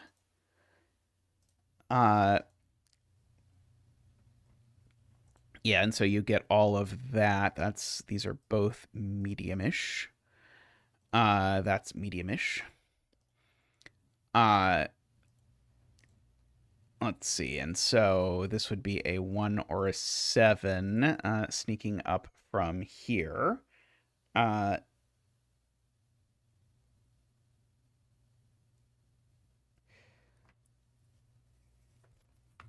Let's see, if I tried to repeat the modular line,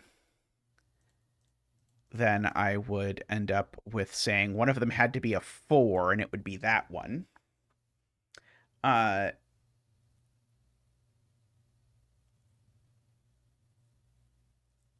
Centered on row 6, column 8.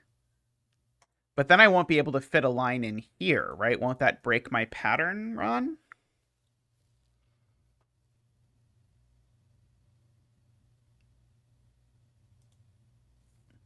Uh,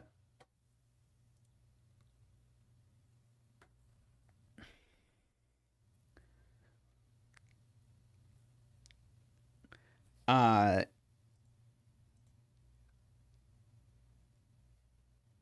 let's see, I know there's a 4 and a 5 up here.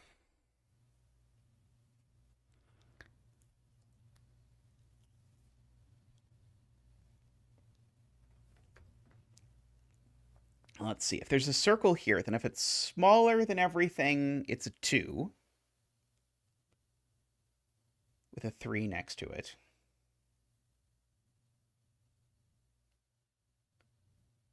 Uh,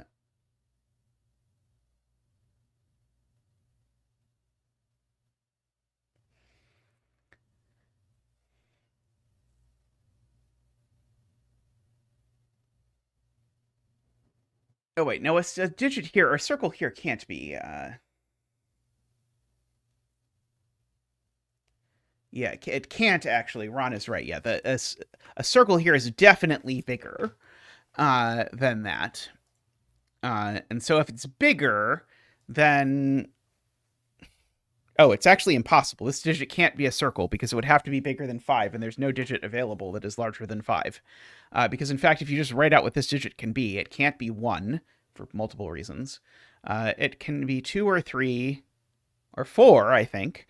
But not 5, 6, 7, 8, or 9. This digit's only 2, 3, 4. So,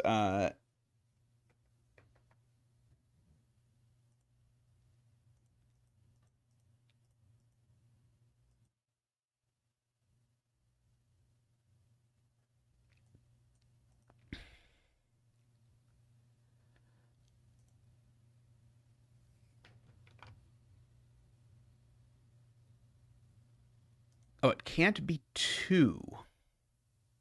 Right, it can't be 2. Sir Woozle is correct. If it was 2, then that would be 1, and that would be 3, and that would break, right? Because of the fact that this being a 2 forces that to be a 1, it breaks. So this is a 3 or a 4.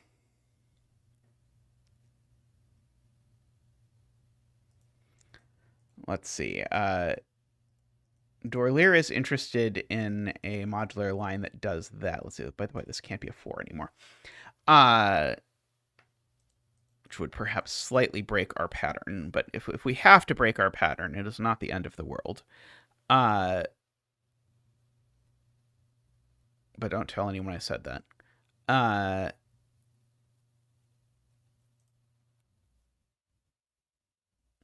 Yeah, there's definitely an 8 in here.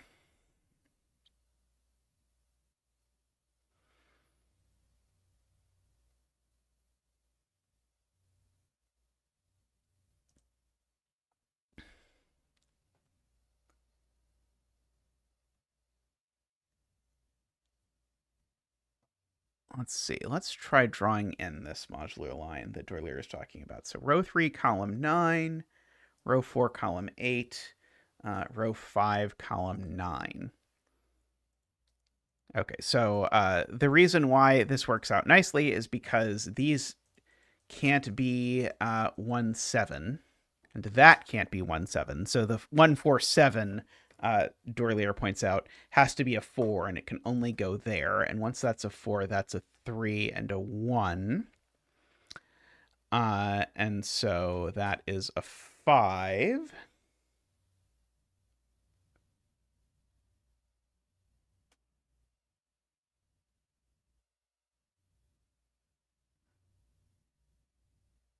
Because then the circled 3 is broken.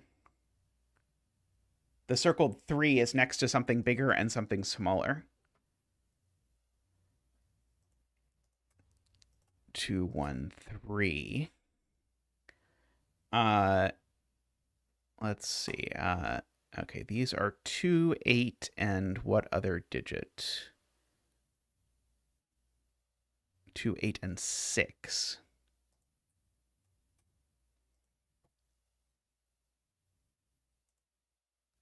Okay, that is a 3 and a 1. That's a 2 and a 3.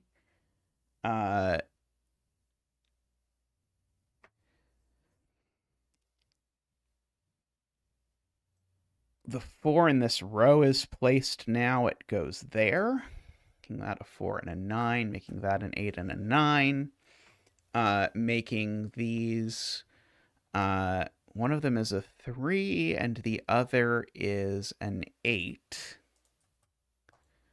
Let's see. These are 2, 4, 7.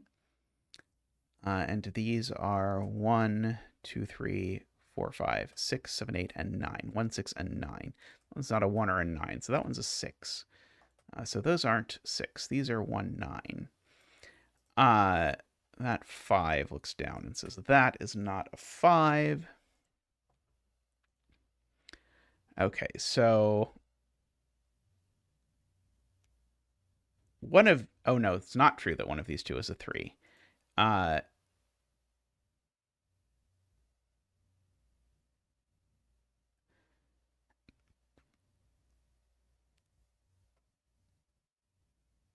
Yeah, so if that's a 6, that's an 8. I guess so. The 6 looks down, actually. The 6 looks down because being a 2, 8 there and a 2, 8 there, which means that is not a 2. That 3 looks down, tells me, oh, in fact, this is just a 7. That's promising. That 7 looks up and tells me that's a 4.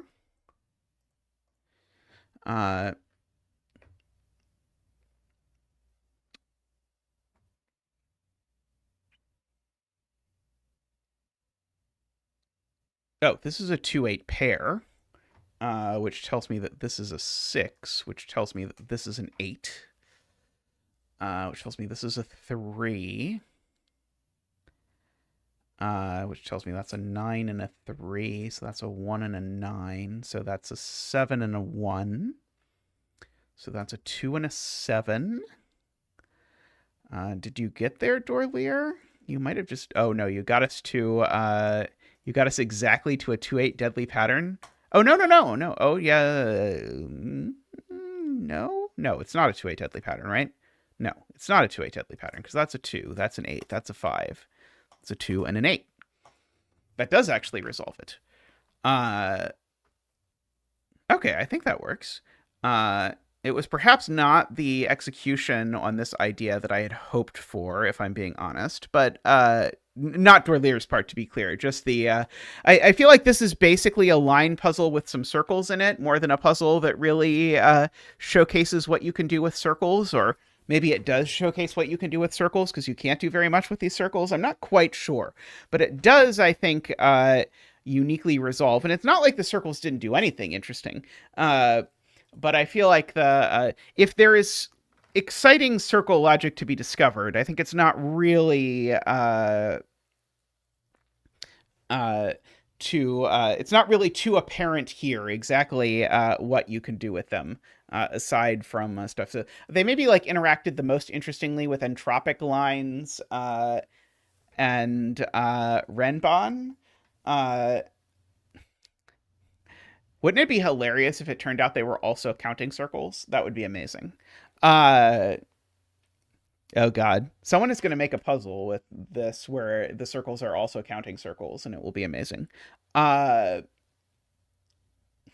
the negative constraint did do a lot for the circles. Yeah, the fact maybe I should go. I think in my ideas notebook I somewhere have circles, but they can't contain 1 or 9. Maybe it would be much more interesting if it was circles, but in addition they can't contain 1 or 9. Because I think that was the continuous problem in this puzzle with trying to make it do something, was the ability of the circles to be 1 and 9.